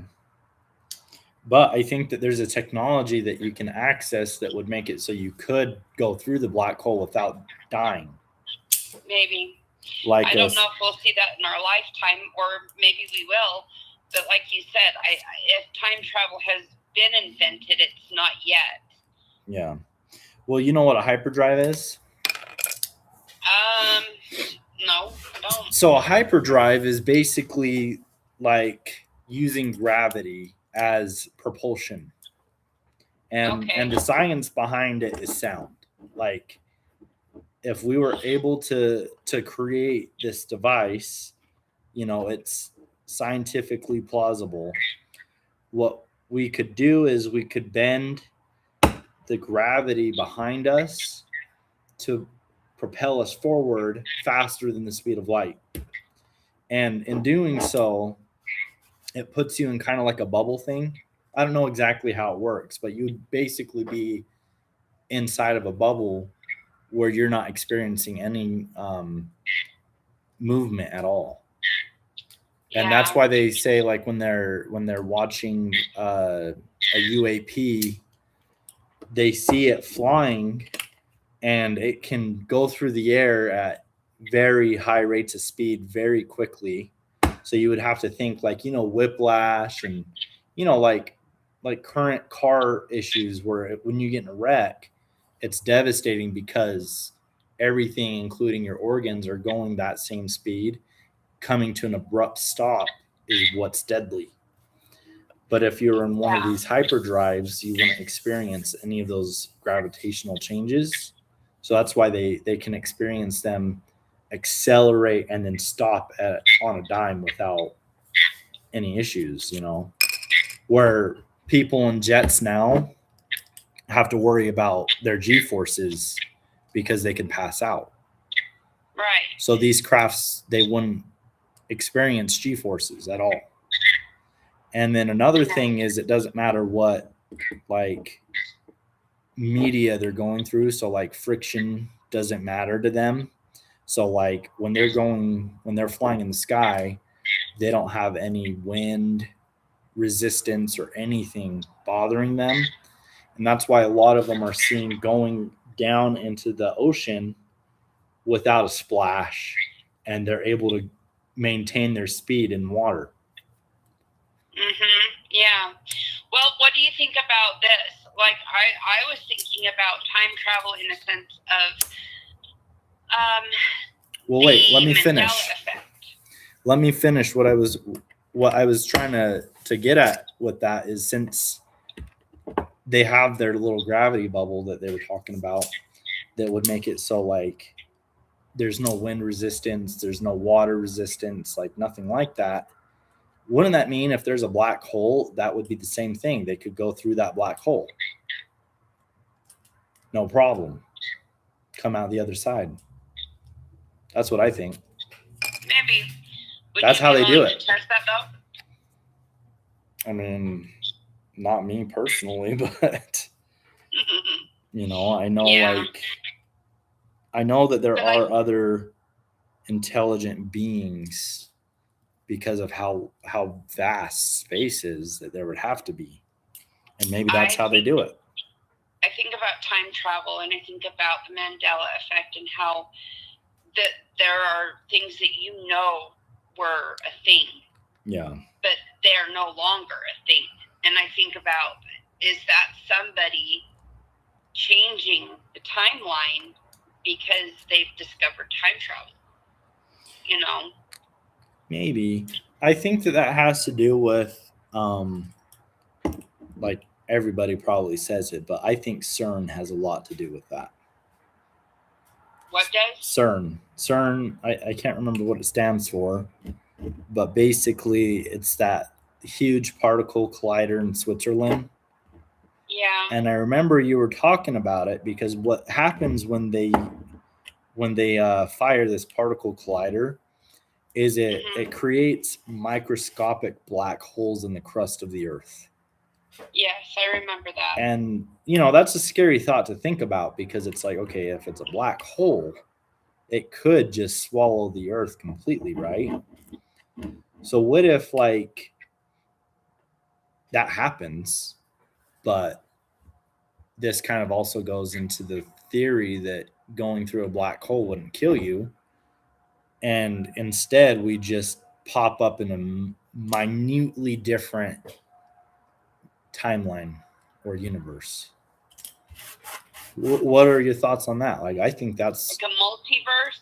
We've had this conversation before. Yeah, the multiverse theory. Yeah, that's real. I mean, it's possible. It is 100% in my mind possible. Like, I could wrap my brain around that and see that as being a possibility, because I think we're all just consciousness. We're energy and we're consciousness, and I don't think that our consciousness is like is tied to a specific reality. I think that our consciousness can shift, and you know, and I think that if there are multiple universes or multiverses, as you call it, that our consciousness, I mean, what are dreams? Our consciousness can shift. You know, I've had dreams that have felt so real and have been so vivid that when I wake up, sometimes I think I'm in a different dream. Like the dream was the reality, but then now I'm waking up, and it's so odd to me to wake up and be here when the dream I was in was very vivid. Well, like your idea of the time travel, I think is just the multiverse theory, because there could be another universe of, they say it's like a universe of everything that can happen and that will happen and, has already happened. So that means that in a completely separate universe is only 1 minute behind from us. And then there's another universe that's 2 minutes behind from us. So then if you're doing time travel, all you have to do is access that specific universe that's, say, 60 million years behind us. It's the same timeline because everything that's going to happen exactly the same way as it has will happen, but their current time is 60 million years ago. So then you go to that universe and essentially you just traveled back in time to the dinosaurs. Right. And I remember listening to a radio program with many years ago. With Art Bell. With Art Bell, exactly. And the person, they had a guest on, and the person was talking about being able to, the word he used was switch forward your consciousness so that you could experience the full potential of your brain, being activated. You are able to experience these different realms in reality. Now, that is like an alien technology thing, and what that person was saying is that we are descendant from aliens, and that is a function in our brain that is lying dormant. But we could train, if we knew how, we could train our brain to be able to switch our consciousness at will. Mm-hmm. Well, yeah, I think so too. Like something like that is present in humans because, a lot of people might not believe in remote viewing being a real thing, which remote viewing would be like being able to see back in time and being able to travel space while just sitting in place, like almost meditating. But who does believe in it is our government. And the reason why I say that is because they have agents that do remote viewing for intelligence. And it's like, okay, well, that's kind of weird. Like, if it's not real, why are we investing time and money into people who do it? But that kind of goes along with what I was talking about on that radio program, is, going into a certain type of REM sleep where you're almost in a paralytic stage.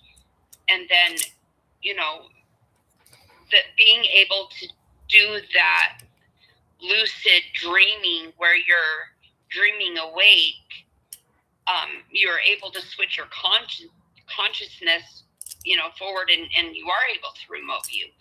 A lot of people say that that's what near-death experiences are, is your brain is firing at such a rapid pace because it's dying and your life is flashing before your eyes. And then, I don't believe in that. I believe in a hereafter, but, a lot of people who don't, they believe that that's what people who experience near-death, those near death,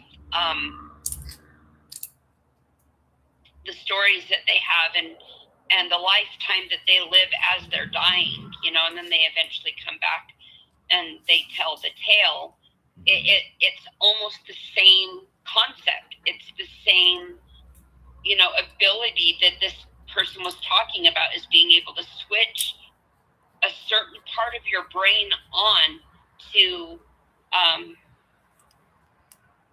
I guess, to enhance your ability to, you know, dream, travel, remote view,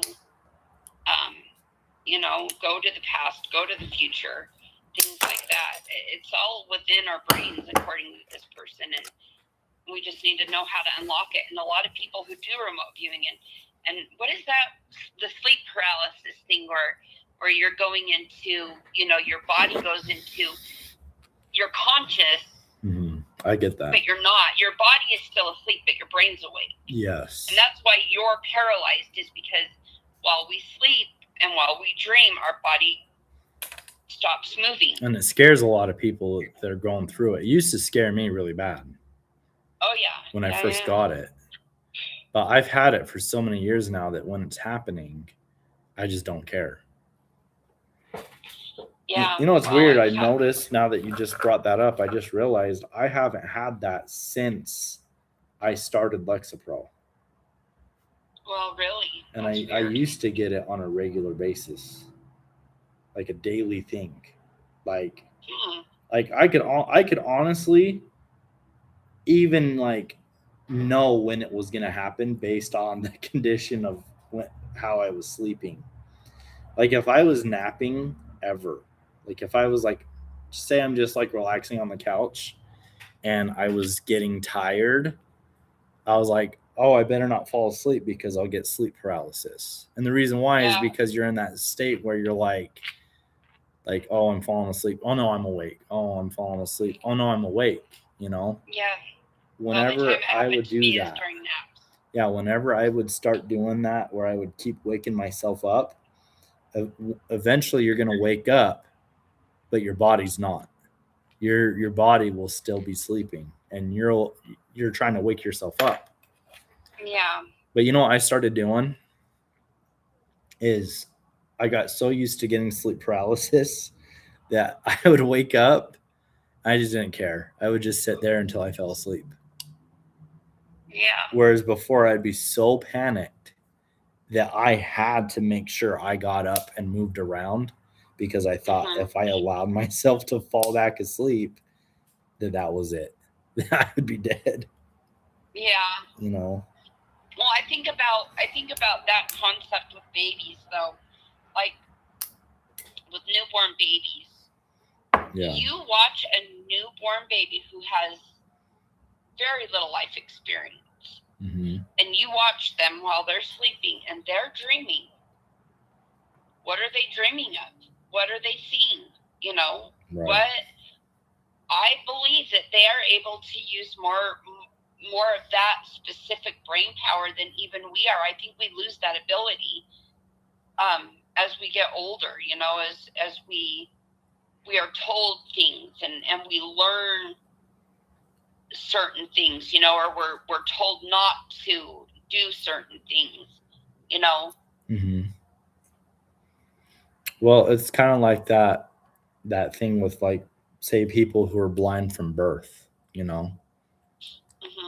What, like, do they see anything when they're like dreaming? Are they able to see anything while they're dreaming? Would they even know they're seeing anything while they're dreaming? Right. So yeah, because when you're asleep, you still see pictures in your head. Are you seeing pictures in your head because you've seen pictures, you know, your eyes have captured those things, or is that just your conscious? I don't know. I think it's your soul. I believe it's your soul. I think blind people, I think that it's your soul, and I don't know. I think we're all old souls. I think very few of us are brand new to this world. I think we get to do life over and over and over and over and over again. I believe that when you hear a child talk about, you know, being alive before and having a terror about a certain, you know, like, oh, I'm afraid of heights, or, oh, I'm afraid of water, or I'm afraid, you know, to be around guns. There's a reason for that. Those people, you know, have some trauma in their past lives. I believe that when we die and our souls move on, they don't move on to heaven. They move on to a new body. And I believe our souls are always connected. We're always going to be in the same inner circle, so to speak. So, like, you know, many years from now, you know, you can have a granddaughter, or you can have a great-great-granddaughter, and it's me, or it's, you know, it's your dad, or, you know, I think we all travel, our souls all travel in the same inner circle. Mm-hmm. And I think that is why it is possible for, like you said, remote viewing. And I think that your spirit can travel freely because it is just energy. I think it can travel freely to multiple universes. I think that you have the ability while you're asleep to click that function forward, as that person was talking about on that radio program, that, you know, people train themselves, the government train people to learn how to do this. And I think that that's what clairvoyancy is. I think that's what people with foresight, you know, they're able to, you know, they're just a little bit more clued in than the rest of us. You know, they have this intuition. They have the ability to maybe not really see, you know, the future, but to kind of guess a little bit better than the rest of us. Yeah. And be more perceptive to things. So you believe in reincarnation? So to speak, yeah. I don't believe that, like, I believe you do it until you get it right, and then you move on. I don't think it's an eternal process. So could you come back as an animal? No, I don't believe you'd come back. You couldn't come back as an animal? Well, No, what about those times where were like there's a little bird, you know, or like something like that reminds you of, like, for whatever reason, it makes you feel like a dead relative is saying hi? Because this is what I believe. Okay, here's what I'm thinking. Yeah. The hummingbirds, right? Or any bird. Well, the hummingbird specifically. Mm-hmm. For me, hummingbirds have. For who are you looking at? You keep looking over there. I'm looking at Chelsea. Hi. Hello. This is so funny. Are you on live? Yeah, I'm on mine. Oh, sorry. No, it's all right. We have a guest coming in to say hi. Hello. Mm-hmm. Oh, and then your mom's on the phone? Yeah, I'm doing Hi. conspiracy theories. Oh, you would be doing conspiracy So this is theories. the call. This is like coast to coast calls. Conspiracy theories Yeah. in a bonnet. That's why I'm wearing a bonnet. Well, okay. Here's the next question then. Okay, what? What are ghosts? Ghosts? Yeah. Trapped energy. Do you think it's Not just trapped, energy, not or is it trapped. Hold on. consciousness? No. Not consciousness. Just It's energy. unconscious? No, so like, yeah, like, okay, there's no consciousness there. Let me, okay, this is how it was described, to me a while ago. So energy is a powerful force. Yeah. And it can imprint on things. Like limestone has the ability, if you find a piece of limestone that's been around for thousands and thousands of years, okay, Mm-hmm. and you cut it very thin, and you play it on a record player, this has been proven, you can hear voices in that limestone. people's voices. You can hear conversation. Like, it is a fact. What about That animals? what was that? What about animals? Like creatures. That's where I was going. That's where I was getting at. Okay. You see an animal, a cat. Let's talk about the cat, okay? Mhm. I think cats are very perceptive of the spirit realm. Yeah. I think that there's energy all around us, and I think that energy is absorbed in the surfaces that are around us. Mhm. I don't think it has consciousness, but I think it's there. But what I think about the little hummingbirds that come and visit after somebody has passed, I Mhm. believe that souls can speak with each other. And I believe they are little messengers from our departed loved ones Yeah. to give us that little hint that they're still around. Mhm. But after you die, time changes. Like, you're not the same 5 minutes. Hang on. As Let's spirit. take a little break. Give me 1 moment. I'll be right back. 1 moment. What? 1 moment. Where are you going? Like me in the damn garage all by my damn self.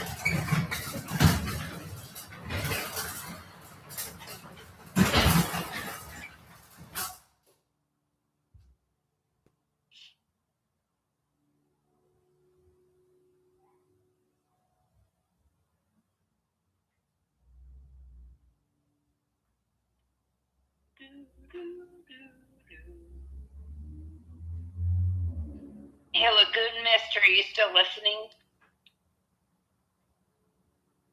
Comment if you're still listening. If anybody is still listening, make a comment. Say hello. Give us a thumbs up. A wave. Anything to let us know you're here. Engage.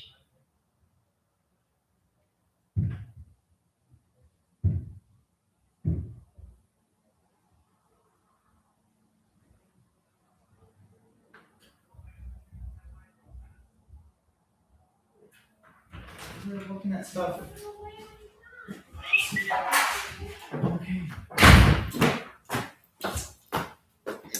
All right, and we're back. All right, you're back. Everybody okay? Yes. Why? Where'd you go? To talk to some person. About what? There was a ghost in my Okay, living so room then- trying to ask me questions. So then my perspective is this, Mhm. that we do get messages from the other side. My perspective is that after you pass away, time is different. Your 5 minutes here on Earth may be an eternity in the next life, or vice versa. A few seconds may pass in the next life, and a lifetime has passed for us.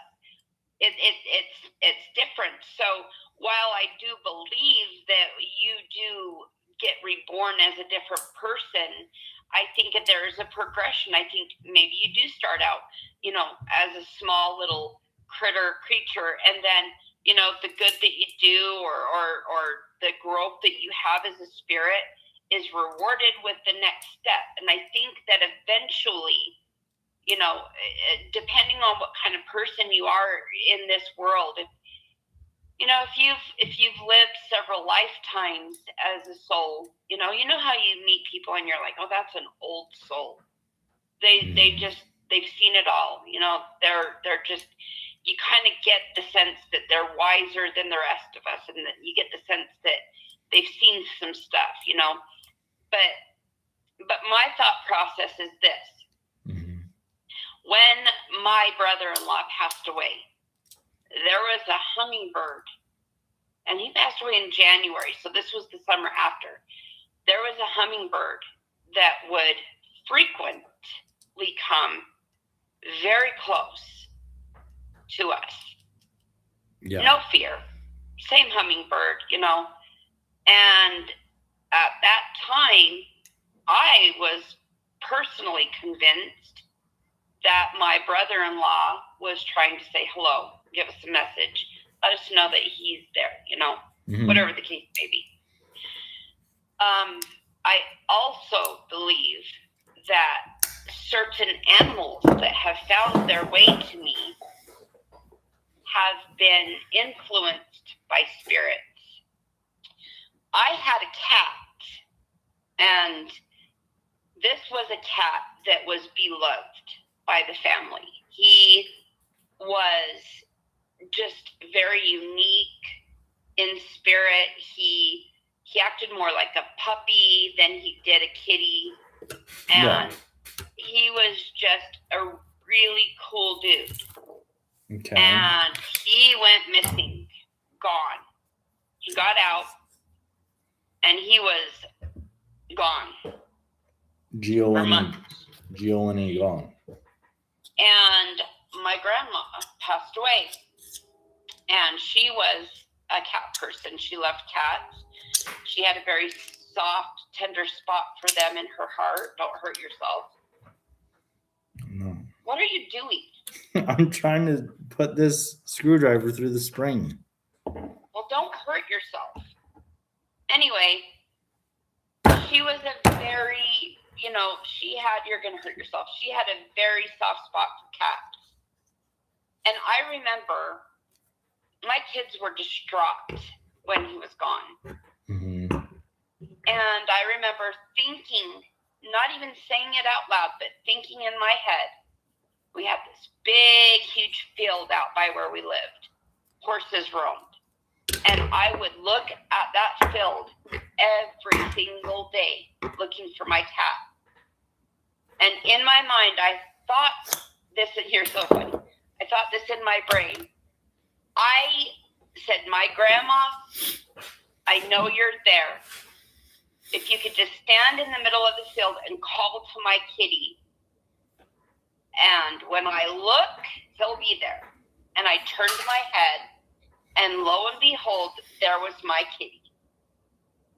Wow. And I dropped everything, sent my little kids running home to get some tuna fish, and I caught that little shit. And I got his little butt home. That's awesome.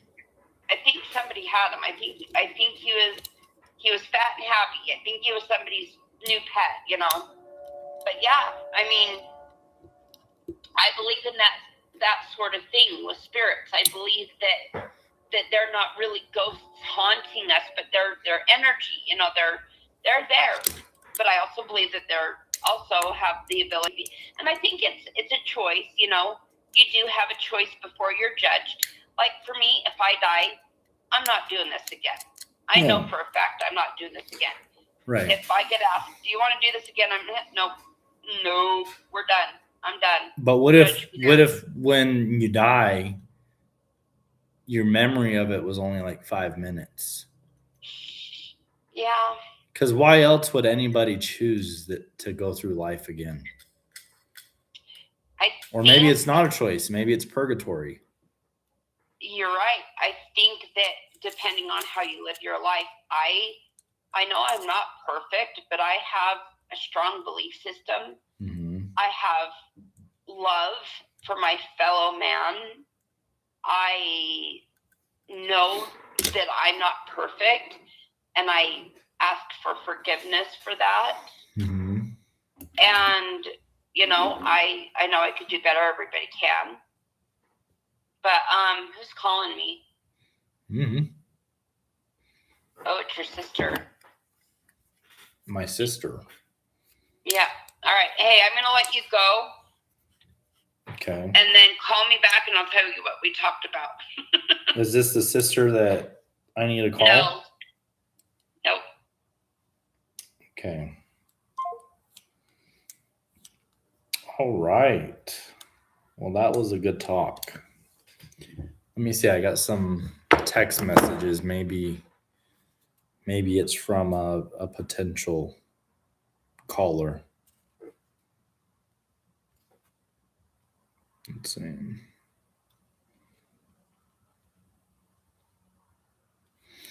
Is anyone in the comments? Are you guys still watching? And if you are, let's get a subject going. Any subjects? I personally believe in ghosts. I think that they're real. I think that the paranormal is very active in the world. You know, they're like she was saying, there's trapped energy. Oh, okay. Let's get this one. We got another person that wants to talk. Your call has been forwarded to voicemail. The person you're trying to reach is not available. Okay, unavailable.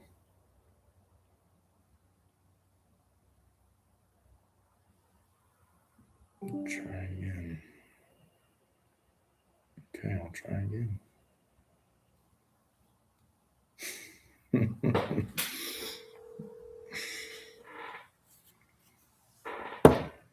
Hello. Hi. Hi.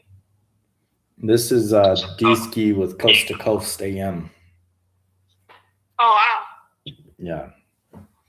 You've been referred. Have I? You have, yeah. Wow. This is news to you? Yeah. The person that referred you made it sound like you wanted me to call. Yeah. I just didn't think you would actually call me. Oh. Yeah, no, I'm called. Oh. So what's up? What do you want to What's- talk about? I don't know. Just what's up with you? What's going on? We're doing conspiracy theories. Oh, are we? Yes. Oh, good. Yeah, I love a good conspiracy theory. Yeah, so what conspiracy theory do you want to talk about right now? I mean, You're caller number 3, so let's hear it. Earth. Like, dude, it's just Earth. Earth. That's the biggest conspiracy of them all. Okay. Is it not? Yes, it is. I mean, you tell me. All the conspiracies that we're talking about come from Earth. Yeah. So you think that it's all a lie? I don't think it's a lie, but I think a lot of it isn't true either.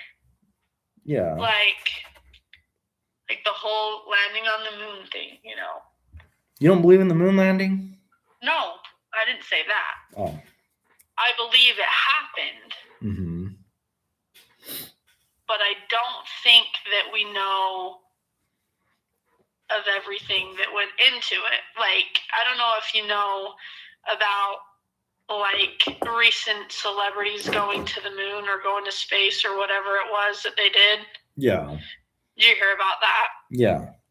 That was not real. Yeah. That was not real. Yeah, that was fake. Like, you have to go through extensive training in Mhm. order to do that. And there's no way Katy Perry went to space and then came back down, her hair's all done and makeup done. That was not real. Yeah.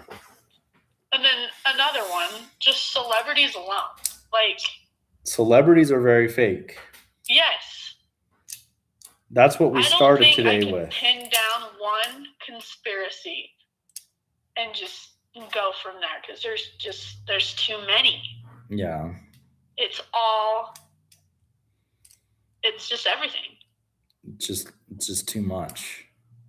but like the Mandela effect. Yes. What's up with that? What's up with, you know, the shows we watched as kids or like snacks we ate as kids? I know. And they're just different now. There's so many Mandela effects, man, that just really, like, for me, the biggest one that I know is real is, you know, the Fruit of the Loom. Yes. It had a cornucopia. I know it did. It always had.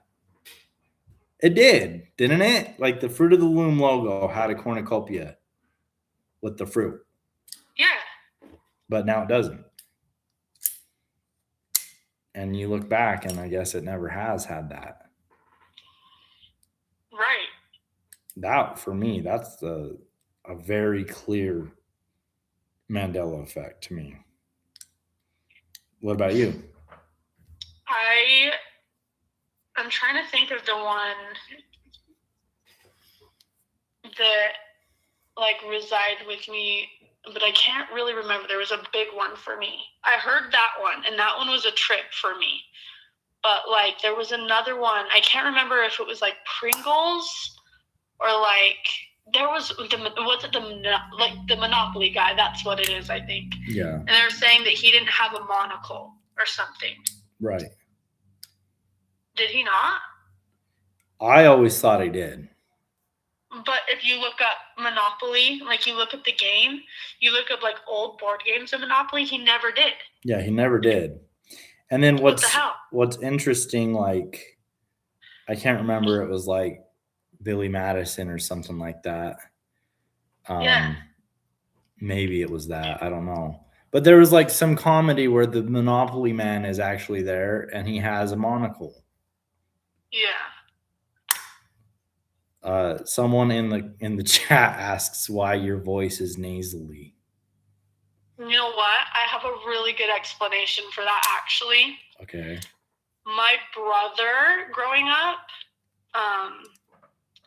he actually like he had a odor about him, and it was so pungent and so bad that it damaged my vocal cords from inhaling it.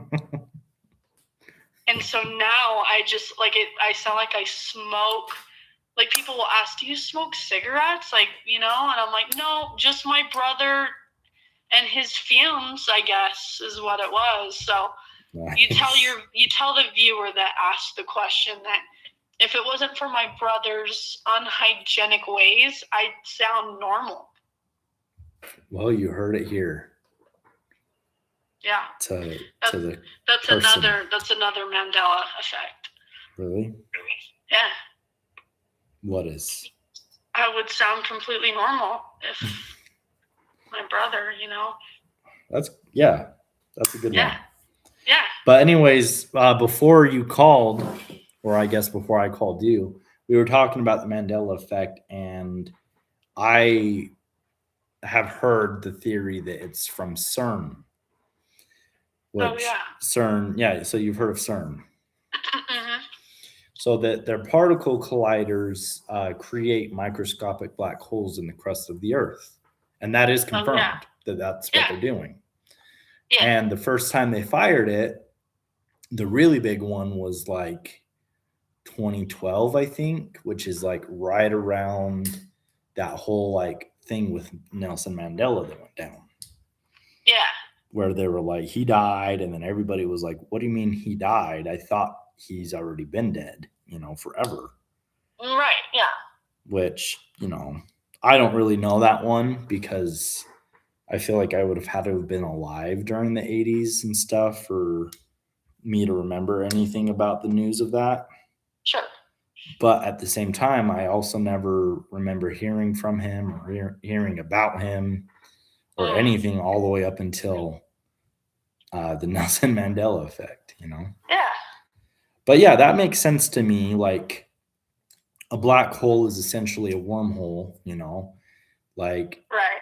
You know, the fabric of space folds in half and then the wormhole connects 2 points. So Yeah. if there's a microscopic black hole, I remember when that thing was first going to turn on, people were afraid. They thought it was going to be the end of the world, Yeah. But then in reality, nothing happened. But what if the entire world just transferred into a completely different universe? Something that's similar to us. Have you heard or like gone down the rabbit hole about people and like experiencing like a glitch in the matrix? Like how and what Have you way? heard of that? Like the first one I ever saw was of a girl, and she was talking about how she was cleaning her room and she found one of her nails, like her fingernails that she had like gotten done at a salon. So like they weren't pressed on nails or anything.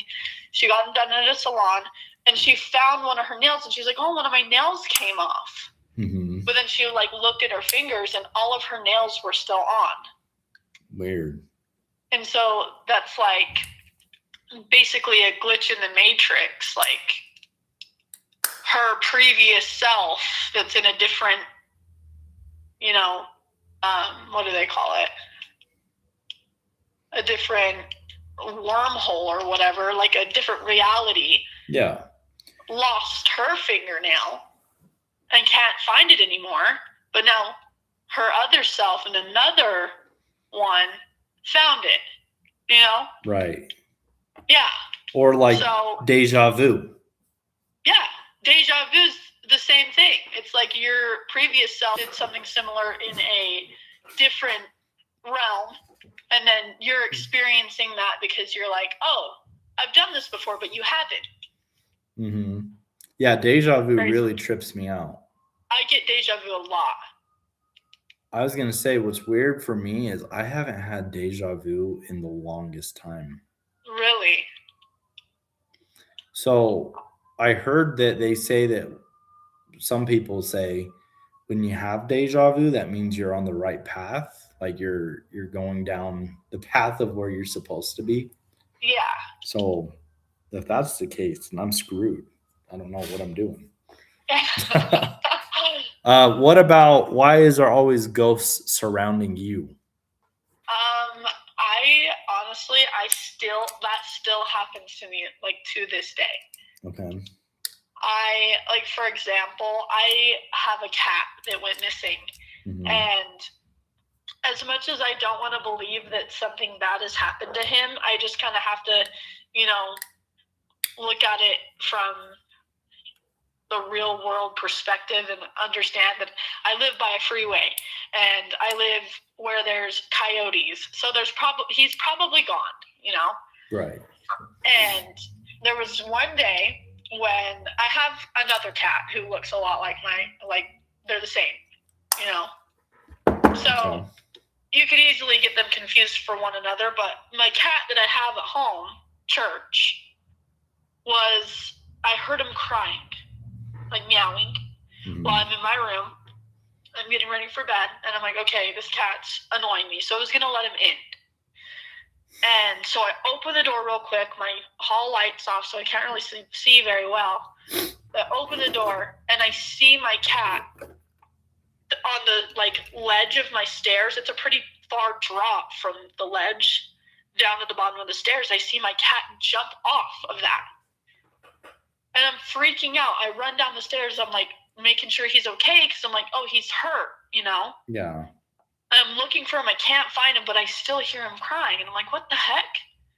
And I go run upstairs, and he's stuck in Cooper's room with the door shut.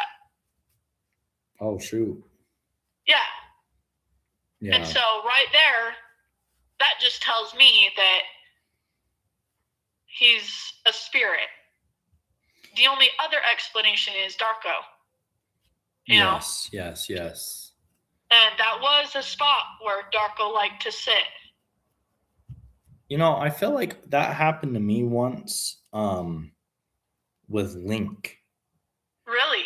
I remember I was downstairs, and there was I was walking from my room to the living room at night. Yeah. And it was dark.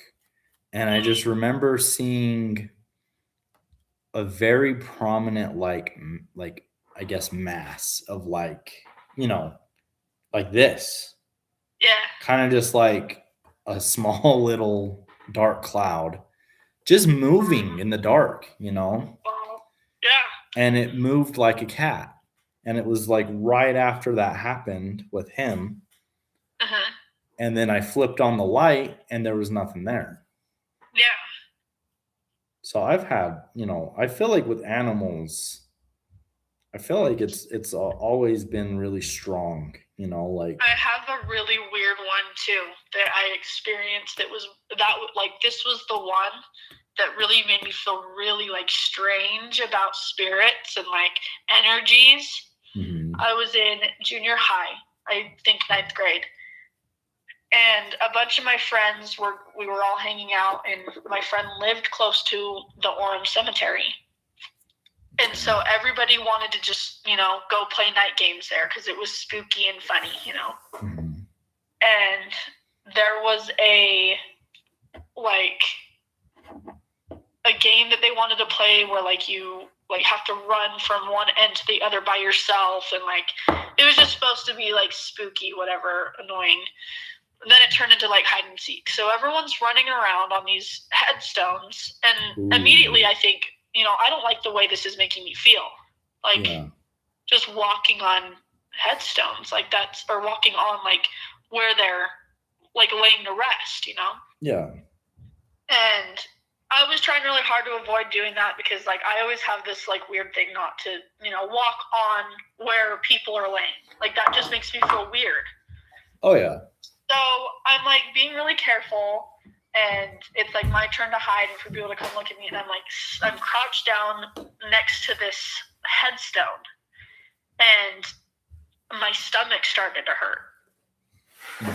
Just out of the blue, I'm oh, my stomach does not feel good at all.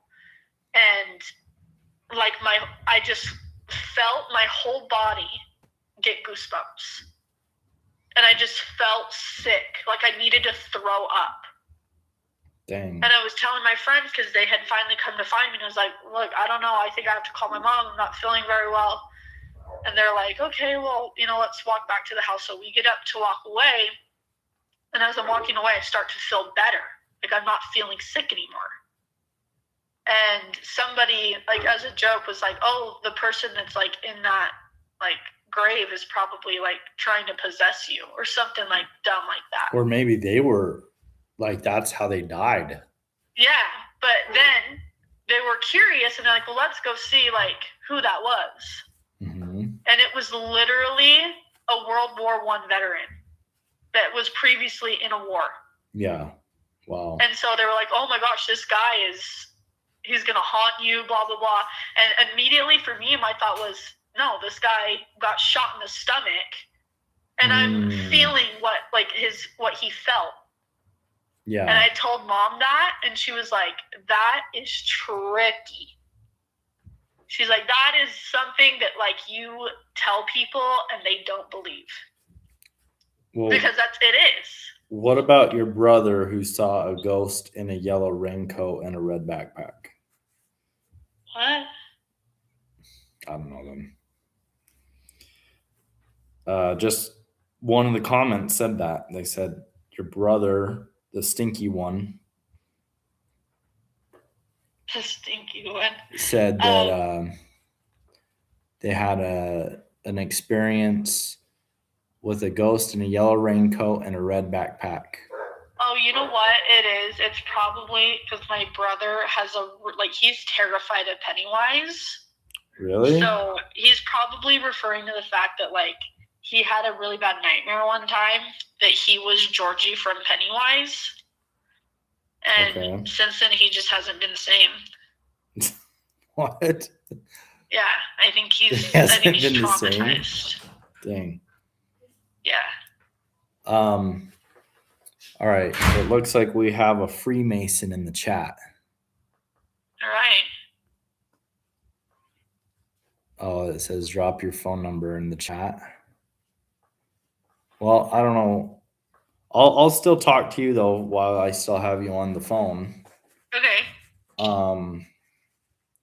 But yeah, other than going back to your one about just feeling like you always have like ghosts around you, you know, is there anything else, like anything spooky that's happened?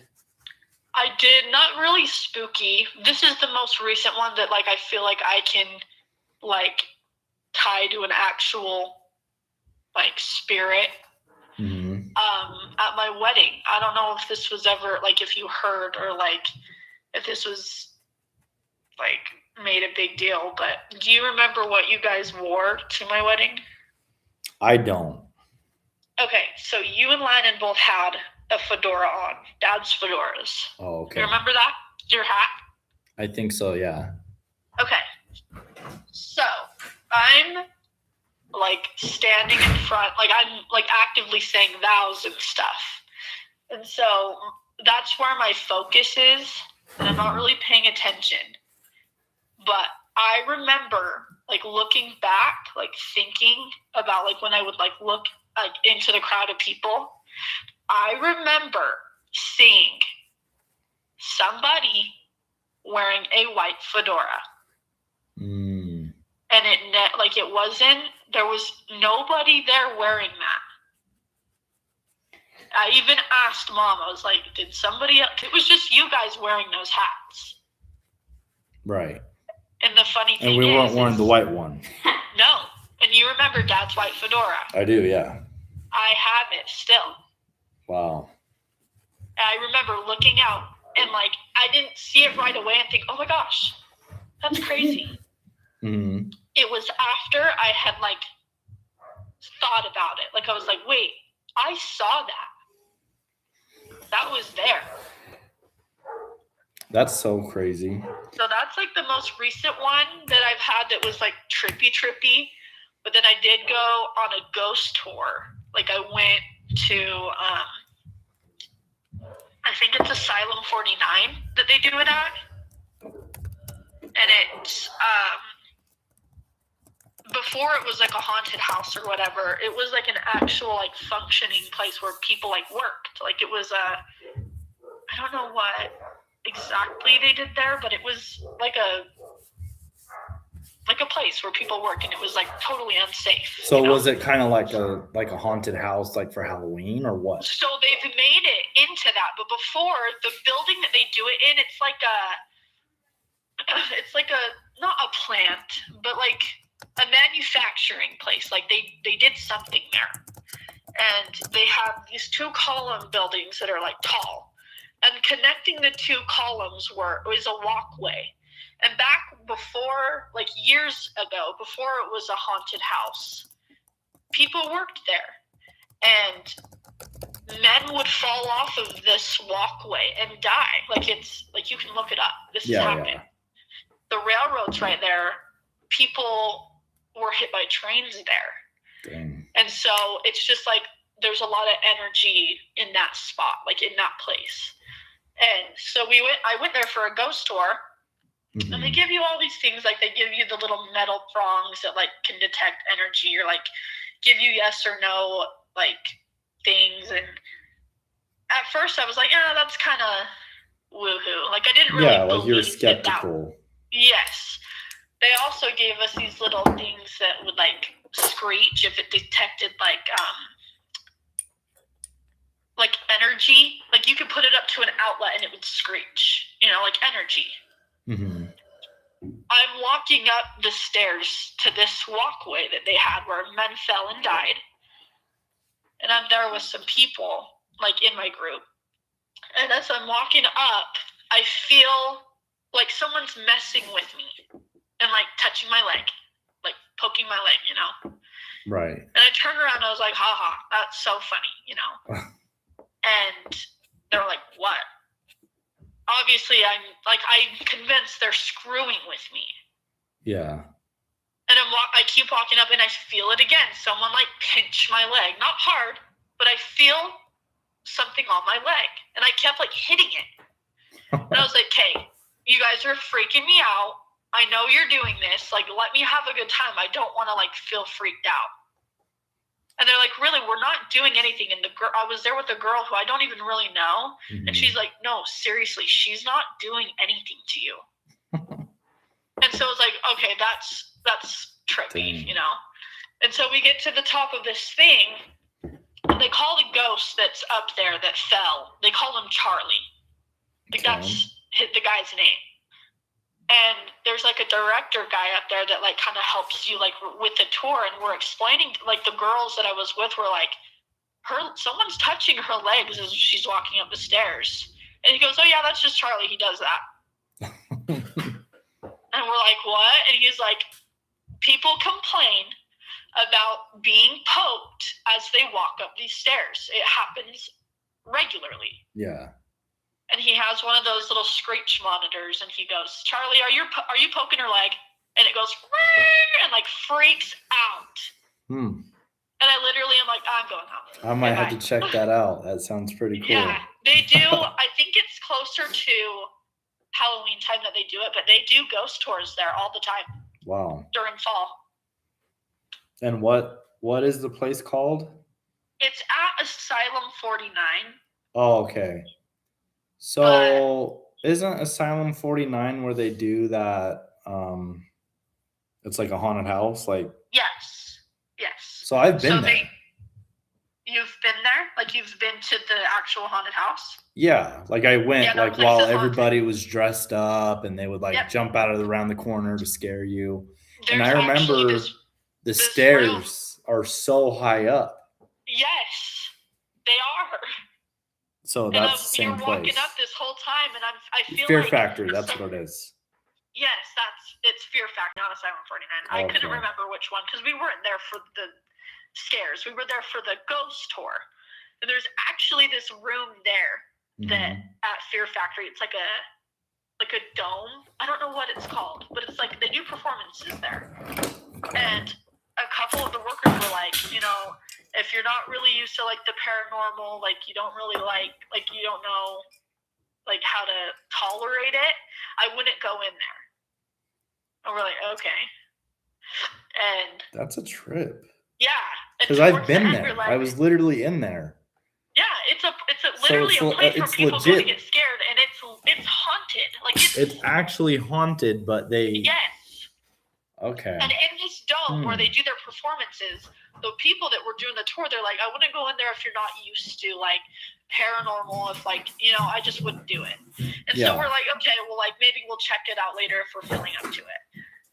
So we're coming up from this little area that's actually underground. It's like a mine. It was like a mine thing, whatever. So we were under there, and we're coming up the stairs to like be like up, I guess. Yeah. And we're like passing this door where that dome thing is, and this girl comes out and she's like crying. Hmm. And there's this guy like trying, like just consoling her and making her feel like better.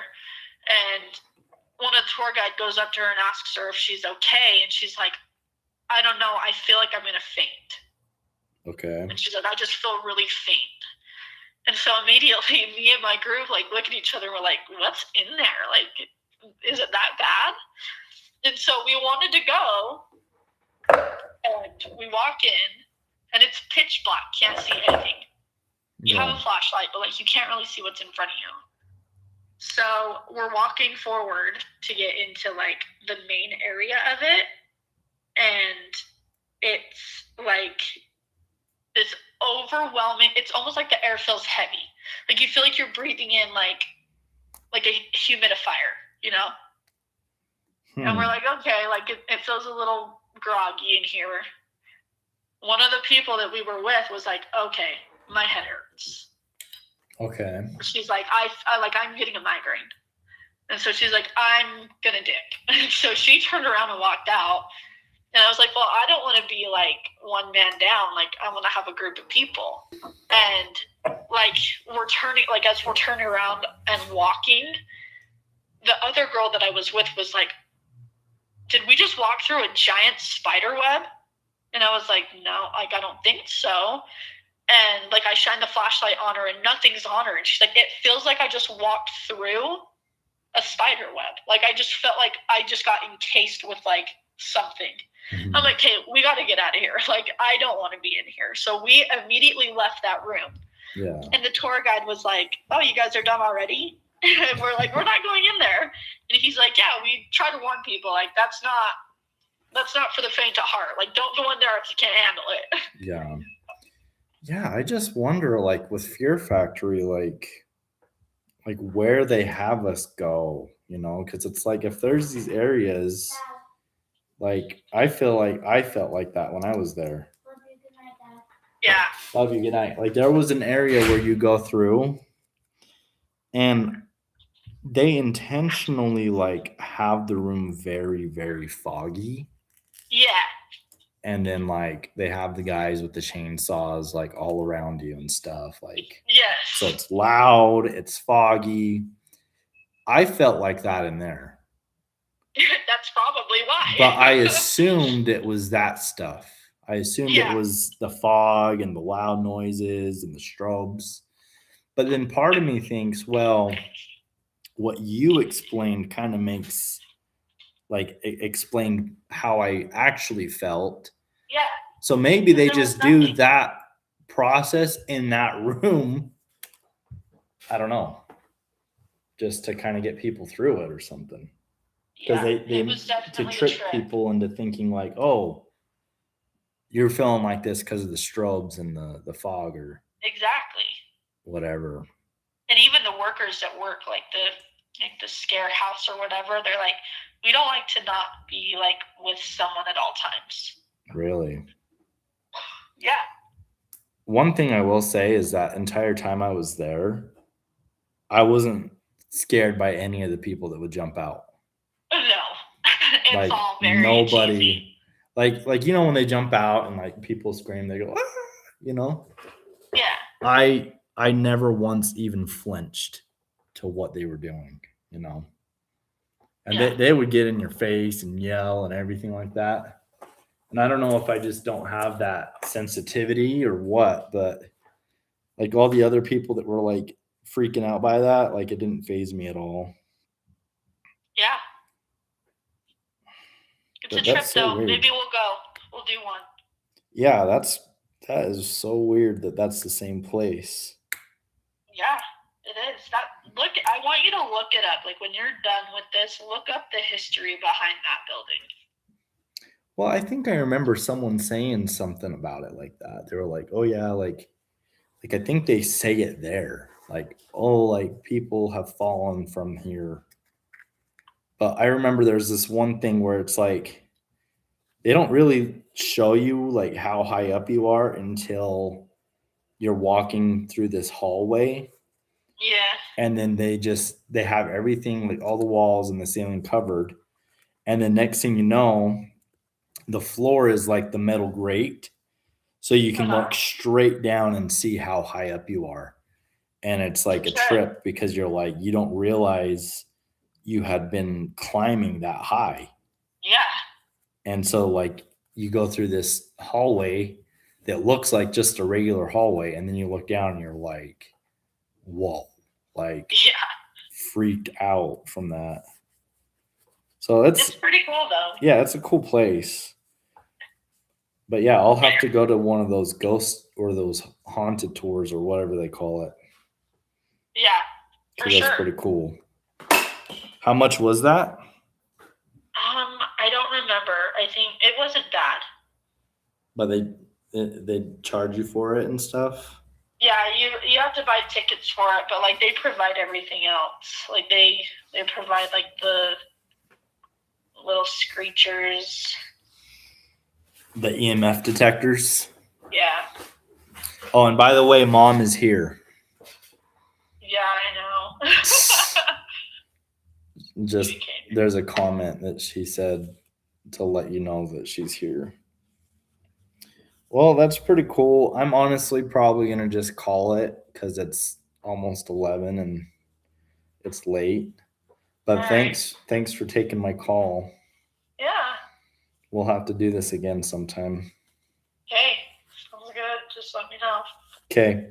Well, thanks everybody for watching, even though it's Yeah. my family. So Thanks, guys. We'll see ya. All right. We'll see Oh ya. yeah, and the one Freemason that chimed in a little while ago. Yeah. Okay. Peace. Okay. Peace. I don't know how to end it, to be honest. This is the first time I've done it on my laptop. Let's see. I did it on my laptop, so I have the ability to use my phone to call. Oh, here. Okay, end stream. All right. See you guys. Bye. Bye. Love you. Love you. Bye. Bye.